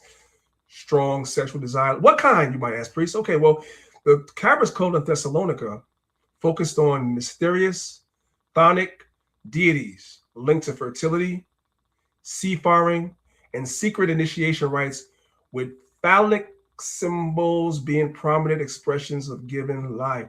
Does everybody know what a phallic symbol is? Do I have to say it? It's the male reproductive organ, right? This is what was going on in these cults in Thessalonica, and you had people in the church that were still falling into that. Still. Okay? So now, this is what Paul was dealing with. This is why the Jews that were in Jerusalem were looking at these people as Gentiles and foreigners. Like, nah, they're off. Anyway, coming back here to the PowerPoint, we're seeing the same thing. So it says, It was a custom of the heathen to celebrate on the same 25th of December, the birthday of the sun, at which they kindled lights in token of festivity. In these solemnities and festivities, the Christians also took part. So what you guys are seeing is that these newly converted Christian Israelites that were following Christ was still messing with the pagan stuff too. And what happened was, as time went on, the church fathers decided it'd be better just to meld the two together, mix the two together, so that way they could keep the people. Right? And that's what you're looking at in church today. Accordingly, when the doctors of the church perceived that the Christians had a leaning to this festivity, in other words, they liked that wicked stuff. They liked it. They took counsel and resolved that the true nativity should be solemnized on that day, and the festivity of the Epiphany on the 6th of January. So basically, the church fathers simply decided to go along with the madness. That's what you guys are seeing. All right. This is the book of Jeremiah, chapter 2, verse 20. It says, "For of old time I have broken thy yoke and burst thy bands, and thou saidest, I will not transgress." What are these bands and yokes the Most High busted? Us being in captivity. Just go throughout the book of Judges and look at what happened. The Most High would raise up a judge. They would deliver Israel. Then when Israel was delivered from these other nations, what happened? We would go right back into being in sin again. And the Most High would allow another nation to come and basically rule us, right? And then we would cry out to the Most High about this nation. The Most High would raise up another judge. We'd be delivered. We go right back into sin. And another nation would rise up, put us in captivity. We cry to the Lord. Most High sent another judge. So this happened over and over and over and over again. Jeremiah 2, verse 20, it says, "For of old time I have broken thy yoke and burst thy bands, and thou saidest, I will not transgress." Of course, when somebody's in distress, they're going to say anything. So we said, you know what? Thank the Most High for sending Samson. Thank the Most High for sending Gideon. You know what? We're going to get it right this time. We're not about to do that stuff anymore, right? When upon every high hill and under every green tree thou wanderest and playest the harlots. So we said we was going to do something, and then we didn't do it. Over and over again. And such it is that you see today. Let me show you guys this video of this Christian church and what they're doing on January 1st in honor of the so-called Most High that they say they worship, that they do not. Check this out, y'all. Some of y'all may have seen this already. This is from a couple of years ago. New Year's Eve 2024 at the Dream Center in Atlanta. Bishop William Murray II. Come on with it. Come on, look at him again. So you got to work the prophecy. You got to work. This year, you got to stand up. You got to walk it out. That's how we going out of here tonight. Look at your neighbor and say, walk it out. Y'all see all the balloons, all the festivities? Look at your neighbor and say, walk it out. They trying to act like they don't know what you're referring to. Look at them and tell them, walk it out. Hey, now walk it out. Now walk it out. Now walk it out. Now walk it out. Now walk it out. Now walk it out. Now walk it out. DJ, walk it out. We ain't gonna walk it out. No, walk it out. Here we go. This is church, y'all. This is church. Hey, priest, you know why people don't want to leave the church, brother? Because why leave the streets when I can have the best of both worlds? I could do the walk it out. I could do all of that. I could eat pork. I could do all of that and still come to God. So that's why people love Christianity, bro, because it's like you get the best of both worlds. If you're an Israelite, what do you mean? I got to stop doing this? I got to stop doing that? Nah, I'm going to be a Christian, because at least with Christianity, God knows my heart. You know what I'm saying? I can still bless this pork, and I can eat, and I can still celebrate Christmas and all these wicked days, and God still love me. So in essence, it's a perfect marketing plan, bro. It's a perfect marketing plan. Real quick, just came to me, so I'm gonna go to it real quick. Let's go to the book of Jeremiah, chapter 18. We're gonna pick it up from verse 18, right? This is Jeremiah 18, verse 18. It says, "Then said they, Come, and let us devise devices against Jeremiah. Jeremiah is going to be symbolic of us, the Israelites that are teaching today, and it's true. Because we're experiencing the same thing that Jeremiah is going to experience. It says, then said they, come and let us devise devices against Jeremiah. For the law shall not perish from the priests, nor counsel from the wise, nor the word from the prophet. Come and let us smite him with the tongue, and let us not give heed to any of his words. So they had set up a plot and said, you know what? We're going to smite this man with our tongue. We're going to speak against him. We're going to speak down upon him. Because as long as this man is allowed to continue to do what he's doing, he's not going to stop teaching. And he is literally a mirror. Excuse me. He's literally holding up a mirror, which is the Bible. And we don't like the reflection that we see in this mirror because we know that we're off. So we don't want to hear that we're off. So you know what? We're going to devise devices against him and speak against him. We're experiencing the same thing, like Zahab was just saying. The reason why the Christians hate the Israelites is for one reason and one reason only. Is because we are a reminder that they're in church doing stuff like this. We are a reminder they're not being taught nothing. They're able to come into church and come as they are. I see a woman dancing in the front of this church in this video right here, dressed like one step away from being dressed like a harlot. And the girl in front of her looks questionable if she's LBGT or not. I'm just saying. And they're allowed to come into church. Half the guys in there, we already know in church. Half the guys play for the other team already. Come on, man.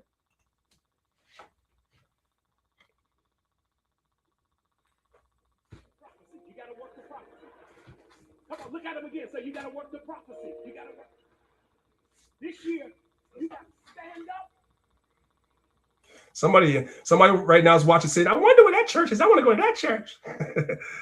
Oh, my God. Our people, boy. You got to walk it out. Walk it out.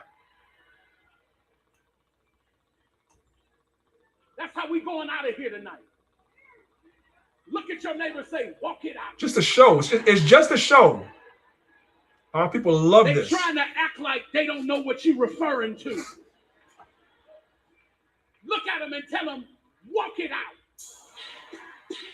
Hey, now walk it out. Now walk it out. Now walk it out. Now DJ, now walk it out. DJ, walk it out. Now walk it out. DJ, walk it out. We need to walk it out. No, walk it out. Here we go. Now walk it out. Now walk it out. Now walk it out. Now walk it out. Now walk it out. Now walk it out. Now walk it out. Now west side walk it out. South side walk it out.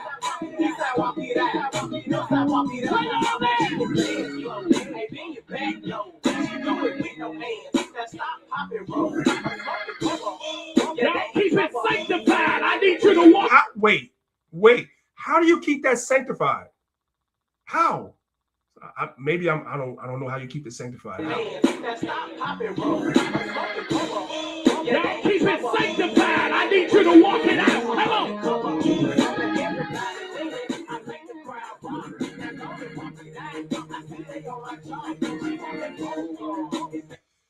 And then we wonder why we're not respected. Salakia Priest, dealing with that same topic there, I'm pretty sure you're aware, the rapper T.I., did you see that in his comments he made? Yeah, I saw that. I heard about that. So, just in case for anybody didn't see it, he said he stands firm on his statement that the church is a business and says religion is a way for humans to hide behind God to control their humans. Basically, he's a nigga in the world, right? Let's just say that.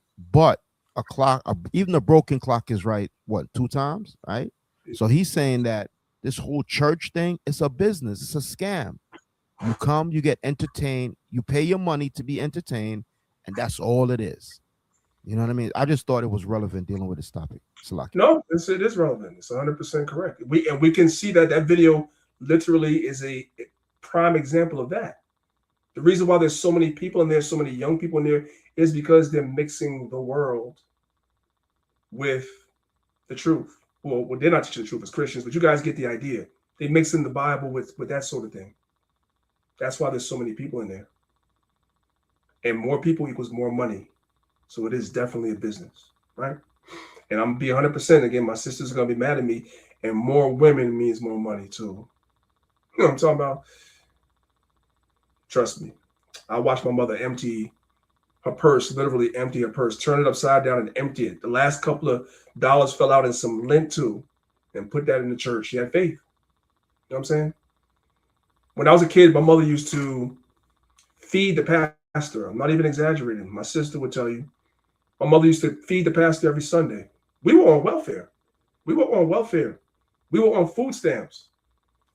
My mother would take her food stamps and she would cook Sunday dinner enough for our family, and she cooked for the pastor's family as well. These are people that had money. I'm saying they were the pastor of the church. He had money.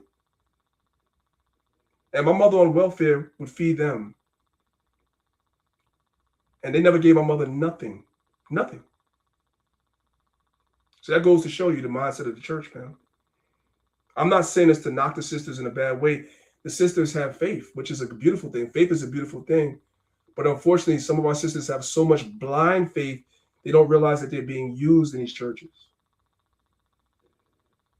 You know what I'm saying? Meanwhile, but what's so funny is that when our Israelite sisters come into the truth, all of a sudden, man, that your purse is closed. You don't help the truth, which is wild in and of itself. You know what I'm saying?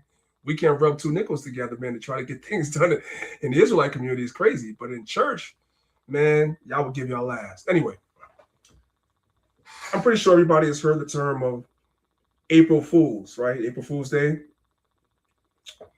But what is an April Fool?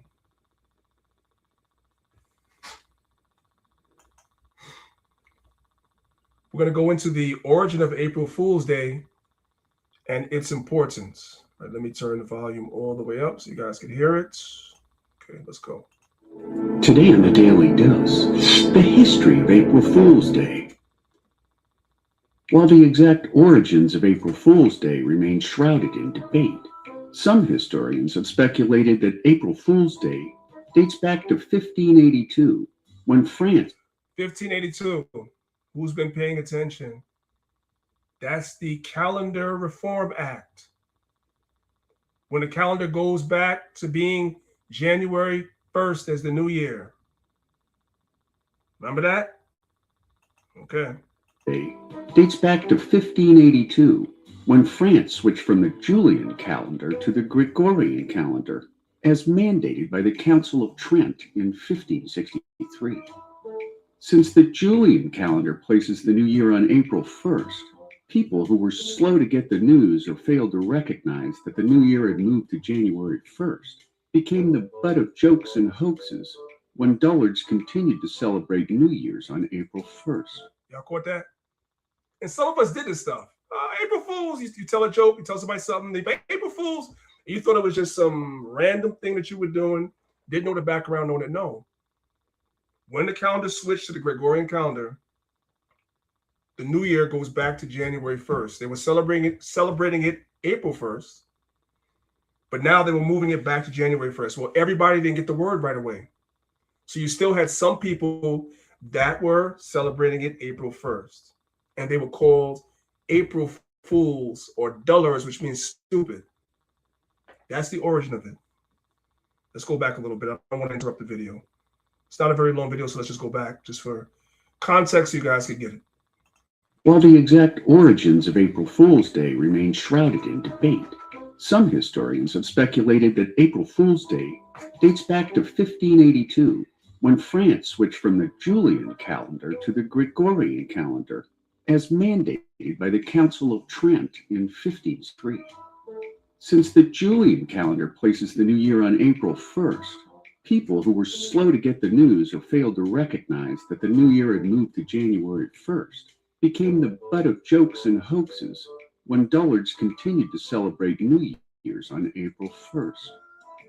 Frenchmen in the know would place a paper fish on the back of ignorant revelers, calling them Poisson d'Avril, or April fish. Other historians have linked April Fool's Day to ancient Roman festivals such as Hilaria, which is... So if you observing April Fools, you're indirectly, whether you know it or not, doing something that goes back to pagan festivals in Rome. It's all related. This is what I'm saying. And this is what's not being taught in these churches. And they unknowingly, for the most part, are indirectly participating in these pagan rituals, and many of them don't even know it. And guess what, brothers and sisters? Many of us, before we came into the truth, we too indirectly participated in all these pagan customs and rituals as well. And that's why we need Yahushua. Because according to the Mosaic law, under that first covenant, if you do any form of idolatry whatsoever, you're supposed to die. So if that was literally applied to us today, we would not be worthy of what the Most High had promised Abraham, Isaac, and Jacob. But because Yahushua came and died and mediated a new covenant under which we can be reconciled from all things, now those of us that was in church with white Jesus on that, which is Caesar Borgias, on a stained glass window, they have a picture of freaking Kronos, and they say that that's the Most High, right? In your Sunday school book, the same thing. That we're able to come back from that now because Christ came and he died. That's the idea. That's good news. That's the gospel. That's good news, right? It's Latin for joyful, when people dressed up in disguises and mocked both average citizens and magistrates alike. Still others have speculated that the day was tied to the vernal equinox, or first day of spring in the northern hemisphere, when Mother Nature frequently fooled people with changing, unpredictable weather.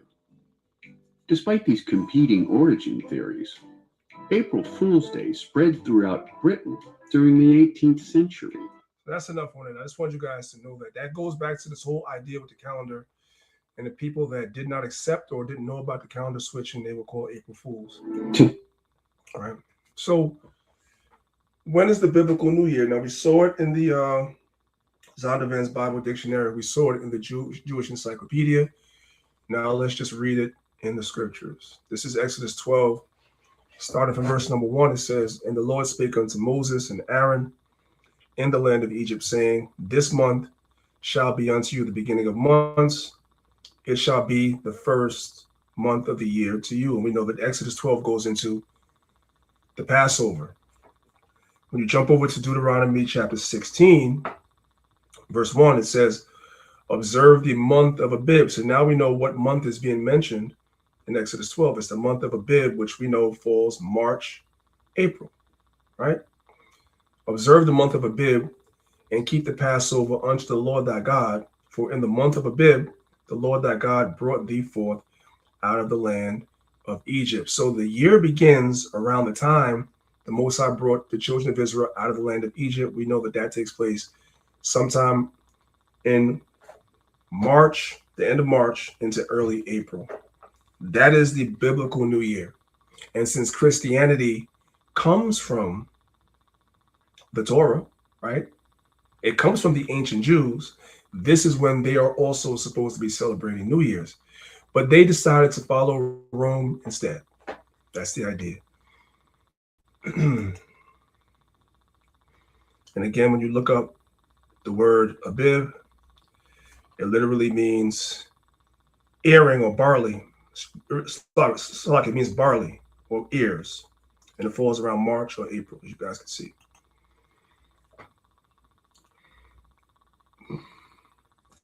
This is Exodus 34, verses 18 through 22. It says, "The feast of unleavened bread shalt thou keep. 7 days thou shalt eat unleavened bread, as I commanded thee in the time of the month of Abib. For in the month of Abib thou camest out of Egypt. All that openeth the matrix is mine, and every firstling among thy cattle, whether ox or sheep, that is male. But the firstling of an ass thou shalt redeem with the lamb. And if thou redeem him not, then shalt thou break his neck. All the firstborn of thy sons thou shalt redeem, and none shall appear before me empty. 6 days thou shalt work, but on the seventh day thou shalt rest in earing time, and in the harvest thou shalt rest. And thou shalt observe the feast of weeks, of first fruits, of wheat harvest, and the feast of ingathering at the year's end." Okay, so let's move on. That's pretty self-explanatory. Now, let's get into this. Saturnalia and Capricorn, both Saturn worship. Now, before we came into the truth, many of us actually believed in what is called these zodiacs, right?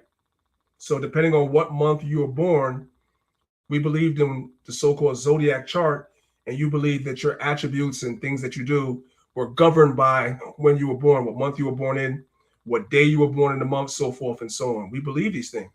These things have ancient pagan roots,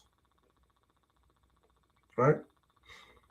So basically, the month of January, really the end of December, December 22nd to January 19th, falls under what is called Capricorn. It falls under what is called Capricorn. And I want you guys to look at the image right here, and you guys will notice that's the image of a goat, right? Okay, what's the next one? You come to Capricorn here, same thing, the image of a goat, and the ruling planet is Saturn, right? Let's go to the next one.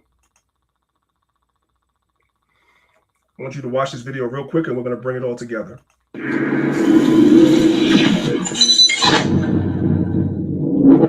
Well, in your new song, the last song you put out, King Judah, right? You said in the chorus, you said, "Got them Gentiles busting at me." Now, a Gentile, from what I understand, is a non-Jew. But Europeans. Europeans? Yeah, Gentiles. They not Jews. They worship Saturn. That's what Satan is, just Saturn in the Bible. And we talking about the Vatican and all of that. They would see now. For honesty's sake and clarity, this brother was an Israelite maybe for 5 minutes, and now he's no longer an Israelite. He's not a believer. But the Most High allowed him to go on Vlad's platform. Vlad is a so-called Jew. Probably didn't expect him to say this, and he's explaining how a lot of these religions that we see today, including Judaism, the version that the so-called white people observe, along with Christianity, all these religions are based around Saturn and Saturn worship. Listen. Worship Satan, and that's Saturn. Gentiles are not Jews, but when you think about it, Jews come from Judah. So even the people who think they Israelites, yeah, you still of that because you're born in one of those zodiacs. So, but you're taking it literally, and you're not supposed to take it literally. Even in the Bible, it says these. It says these. So, what I want you guys to see is like that's enough of that. What I want you guys to see is that people understand, if they just do a little bit of research, they understand all these things revolve around Saturn worship, all of it.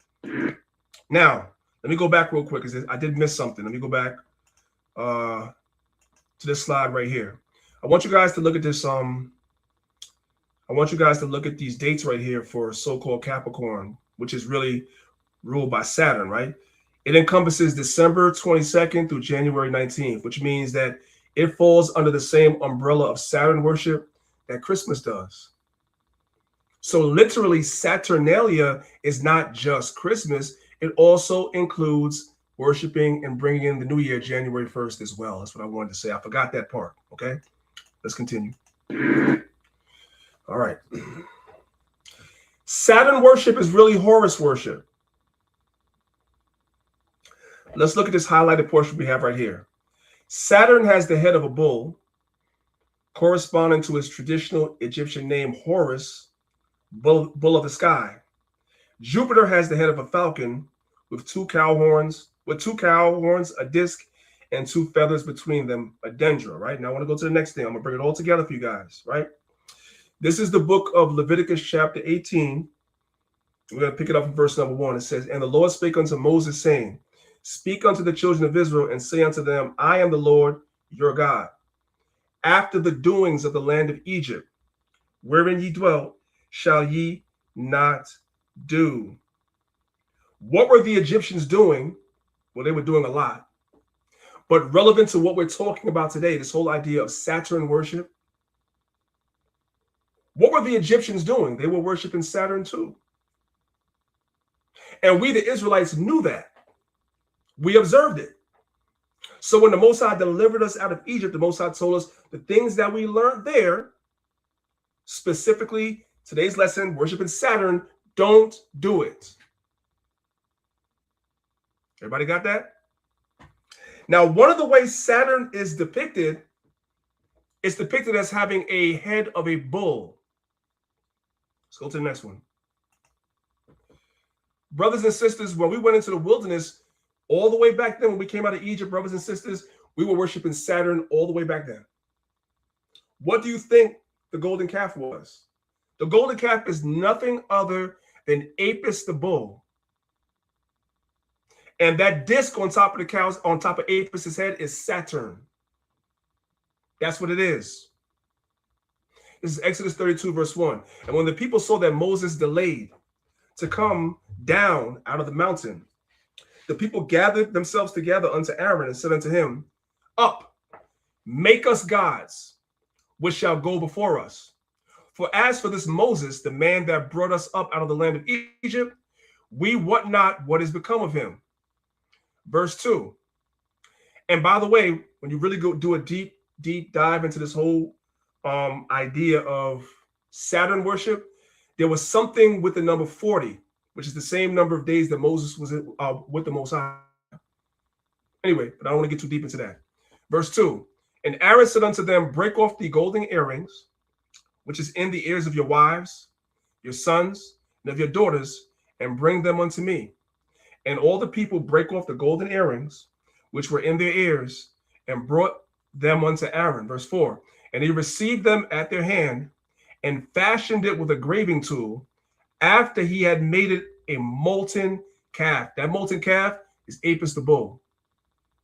Now, what would happen with the Apis bull, right? It's an animal. So there was a literal statues of Apis the bull, and they also would have literal bulls that would act as an Apis, if you get what I'm saying, to act out the ritual. They would actually have bulls, right? And then when that bull would be sacrificed, they would go get a calf to make a new Apis, right? So this is what was going on in Egypt. We were in Egypt and we were seeing these things. So as verse 1 teaches us, when Moses was gone, we reverted back to what we knew. What did we know in Egypt? We knew about Apis the bull. We knew about that. So we told Moses, make us a god. And he made us a bull or a calf. That's what he did. Verse 4. And he received them at their hand and fashioned it with a graving tool, after he had made it a molten calf. And they said, These be thy gods, O Israel, which brought thee up out of the land of Egypt. Now, if you're thinking, using critical thinking, Aaron didn't just make a god out of thin air, like just come up with something. No, it's what they already knew. That's why when he made it, they were able to accept it because it was something they were very familiar with. The exact thing the Lord told them in Leviticus 18 not to do is the exact thing they did. So we've been worshiping Saturn since we left Egypt. It was in the wilderness, and we're still worshiping Saturn today in these churches.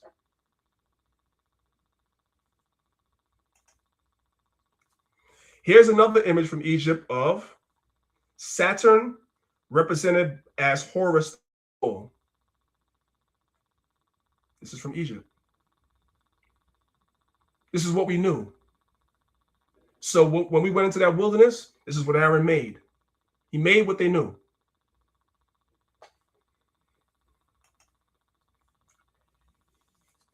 Now let's bring it up to modern times. So we just saw that we were actually knowingly or unknowingly worshiping Saturn when we was in the wilderness with Moses and Aaron. Now we're going to bring it up to modern times. The image on the left, I'm pretty sure most of you brothers and sisters have seen it before. This is the image that Michelangelo created. And this guy right here, this is supposed to be God the Father. This is in churches. This is in some of the Sunday school books that our children read in church today. This guy right here. That's God the Father.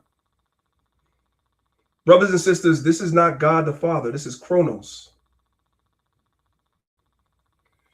On the right-hand side of image number 2, here's the image of Kronos right here. And here's Janus right here. The fake image of God the Father is none other than Saturn being worshipped in these churches today. So when they give the children the little Sunday school books with all the cute white images in there, a lot of those are pagan deities. A lot of them. Hey, priest, you know what a tip is? You know what the a clue is because if I went to church and I looked up and I saw that, right, and I'm dealing with the Most High God and I'm reading scriptures, why are you showing the Son of God naked, right? Why are you showing the angels naked? See, the so-called white man is never going to beat the charge that he's a child molester, he's a degenerate, he deals with pedophiles and all that stuff. Why are you depicting the Heavenly Father and his angels and the Son naked? That's crazy. That's a red flag right there. You know what I mean? And for brothers and sisters who still caught up in that Catholic Church, you got to ask yourselves that, right? Because Rome is the mother church. So from the Catholic perspective, right, they're the ones who push the doctrines to all these smaller little churches. Why? Why is everybody naked? You telling me the Roman Empire conquered the whole world and they ran out of clothes, bro? Is that what you're telling me? Apparently. Right? So guys, yeah, go ahead, Salaka. I did a quick Google search and I did images of Kronos, and you guys will see Kronos is always depicted as an old man, and there's always naked babies around him too. You guys can see all these images, right? I mean, I know they're kind of small, but you guys can see them, right? You guys can see them. Always depicted with little naked babies. Always. Right? In some images, he's eating the child. Like that. Okay? Another one of Kronos right here.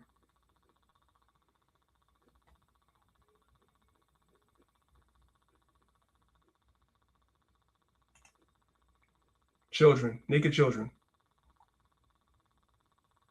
So it makes sense, right? When we come back to the PowerPoint now, it makes sense that you guys understand what I'm trying to show you. This is Kronos, surrounded by naked children. That's not God. That's not God. Okay? And again, as I told you, Kronos is Saturn. So the pattern follows. In one way or another, the Israelites been worshiping Saturn since antiquity. And then some of us, the Most High wakes us up to realize that we're in paganism. It's just kind of wrapped into a package because they've been able to infuse the Bible with it. That's called syncretism. So it doesn't look as pagan as it did in ancient times. So it's more palatable to people that claim to be Bible believers because it looks like Christianity, but when you peel back the layers, it's Satan worship, it's Saturn worship. That's what it is. And that's the time of year we're in right now. Our people have been seduced. Proverbs 12 and 26, it says, the righteous is more excellent than his neighbor, but the ways of the wicked seduceth them. And we saw that the Israelites in the wilderness being seduced to raise up the gods of Egypt all over again when Moses went away for a little while. And we follow that timeline all the way up until today, and we see the same thing. We've been seduced into worshiping these other gods. And when those of us that know the truth try to tell people, it doesn't matter whether we do it with force or we do it in a way that's gentle. Our people are so entrenched in these traditions, they just don't want to give them up, sadly. You know what I'm saying? But hopefully, prayerfully, I showed something that maybe you guys can show to somebody else. And maybe peradventure, somebody can actually come out of that wicked thing that they call church, brothers and sisters. I do appreciate y'all listening. I'm going to put the banner back up. If the class made sense, you guys could put one in the chat. Let me know it made sense and you guys were able to follow along.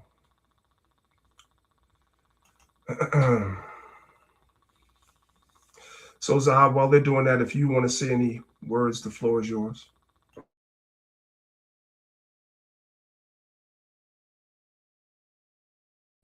Yeah, Salakia. Yeah, excellent class, priest. Excellent class.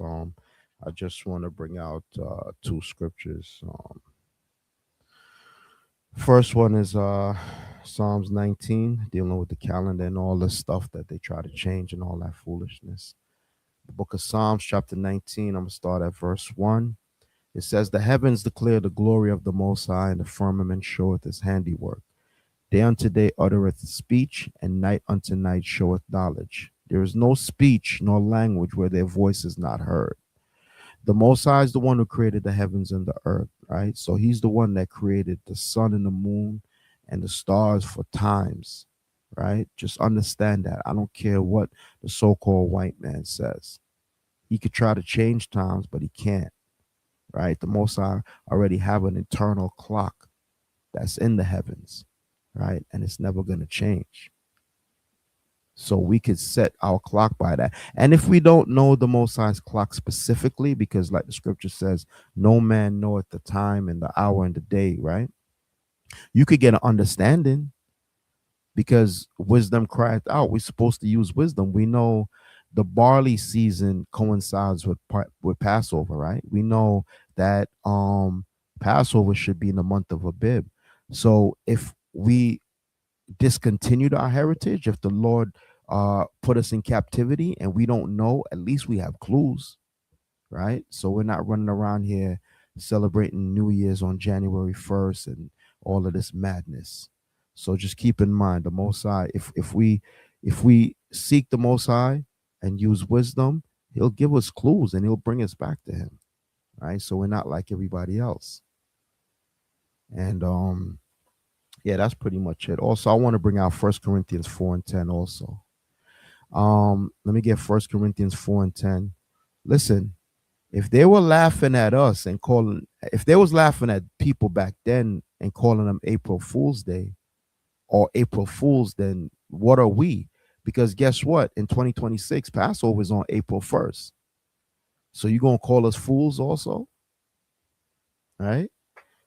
This is 1 Corinthians 4 and 10.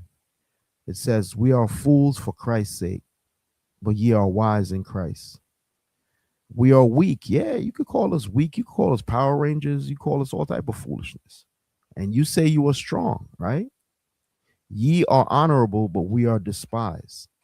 So what Paul is saying, yeah, you consider yourself one thing and we could be the other, but that's all right. We're going to be fools for Christ. We're going to be fools for Christ. So next year, I hope to see my brothers and sisters in Passover on April Fool's Day. Yeah, call me a fool. I will be that fool. But at the end of the day, I'm a fool for Christ. All right? And I end it there, priest. All right, guys. So listen up. Listen up. I need everybody to listen up, especially if you are someone that's going to be doing the academy. I need you guys to listen up. Everyone that's supposed to be doing the academy should have already been in the group chat. You guys should already be in the group chat already. The sister Shemaim and I believe Brother Zakaria and a few others are doing the administrative work. And you guys need to be looking out for announcements that's being made. The academy is starting January the 4th, right? I'm going to make a video that's going to be put inside the Telegram for the academy, letting you guys know exactly what's expected in this academy. I'm going to give you guys an idea of exactly what we're doing, all right? And how you guys are going to receive the classes, so forth and so on. So I'm going to put a video in the group chat, all right? And I need for everybody that's doing the academy to watch it, because what winds up happening is that it's a lot of confusion. People are not following instructions when we're doing this academy because you're not listening to the instructions that's being given. All instructions that you need to know are going to be in the Telegram group. The first thing you guys are going to see from me, possibly maybe even as early as tomorrow, you guys are going to see a video of me telling you guys exactly what it is we're doing in this academy and what's expected of you, how you find the classes, so forth and so on. All right, so please look out for that. Passover is April the 1st, as Elder Zahab already mentioned. Is being held in Newark, New Jersey. Please consult the email that's going along at the bottom of the screen. If you plan on attending, please email us your name. Please email us how many people are coming, so forth and so on. And then we'll get back to you and let you know exactly what we need from you. All right. We want to make sure that we have enough provisions for everyone. All right. It's much love from me to y'all. I appreciate everybody coming here every week, listening to the class. If you're not subscribed to the YouTube, please be sure to subscribe to the YouTube. Click the notification bell so you guys can be notified every time we go live. Every Thursday, Friday, and Saturday, we have class. All right. So if you guys want to know about our other classes, subscribe to the YouTube channel, hit the notification bell. You guys will be notified every time we go live. We go live Thursday night, Friday night, and Saturday morning. All right. On this channel going forward. All right. With that being said, after everything that we done saw, we know that America must be destroyed. God has to come and destroy this place. It's your brother Priest Daniel, representing Lives of Israel. Maccabees TV. If you've watched the video and not hit the like button, you need to repent and believe the gospel. And with that being said, most I got to burn this place, man.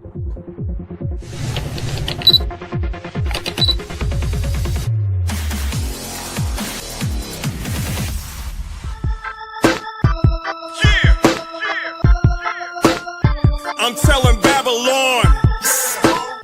I'm telling Babylon. I'm telling Babylon. You let everybody get a turn. When the angels come, I'ma scream, let her burn. You let everybody get a ride. Did you really think God was gonna let it slide? You let everybody get a turn. When the angels come, I'ma scream, let her burn. You let everybody get a ride. Did you really think God was gonna let it slide? Her name is Babylon. I call her Babs for short. She has a lot of lovers. She lets them pass her port. She has a love affair with every foreign nation. She has a favorite wine. Its name is fornication. She has a purple robe. She has a pearly necklace. And if you worship Caesar, she'll give you worldly blessings. She's insatiable. She cannot hide her passion. Last week, somebody said she rides a dragon. I know it's crazy, but the question is why she had to put a crown upon its 7 heads. And it's even deeper. I had to peep the madness. She made war with the saints that tried to keep commandments. And since she killed the righteous and won't let me be, when she burns, it won't be from an STD. Bodies everywhere, both man and beast. And on that day, the birds are gonna have a feast. You let everybody get a turn. When the angels come, I'ma scream, let her burn. You let everybody get a ride. Did you really think God was gonna let it slide? You let everybody get a turn. When the angels come, I'ma scream, let her burn. You let everybody get a ride. Did you really think God was gonna let it slide? Show me the finest girl. Babs is just as pretty. Her name is Babylon. The girl is such a mystery. Yeah, she's been that way since we were little kids. She nicknamed me Mark like I was 666. She said, you want my number? I said, you high as hell. She said, you need my number or you can buy or sell. She said, take my number. I know that I can't make you, but I'm espoused to Christ and I'm staying faithful. Isaiah had a vision. He saw the elevation. Jesus preached the gospel. John had a revelation. Her lovers hated Babs, so they burned her up. What's upside down? The Lord could always turn it up. You let everybody get a turn. When the angels come, I'ma scream, let her burn. You let everybody get a ride. Did you really think God was gonna let it slide? You let everybody get a turn. When the angels come, I'ma scream, let her burn. You let everybody get a ride. Did you really think God was gonna let it slide? I'm telling Babylon. I'm telling Babylon. I'm telling Babylon. I'm telling Babylon. I'm telling Babylon. I'm telling Babylon.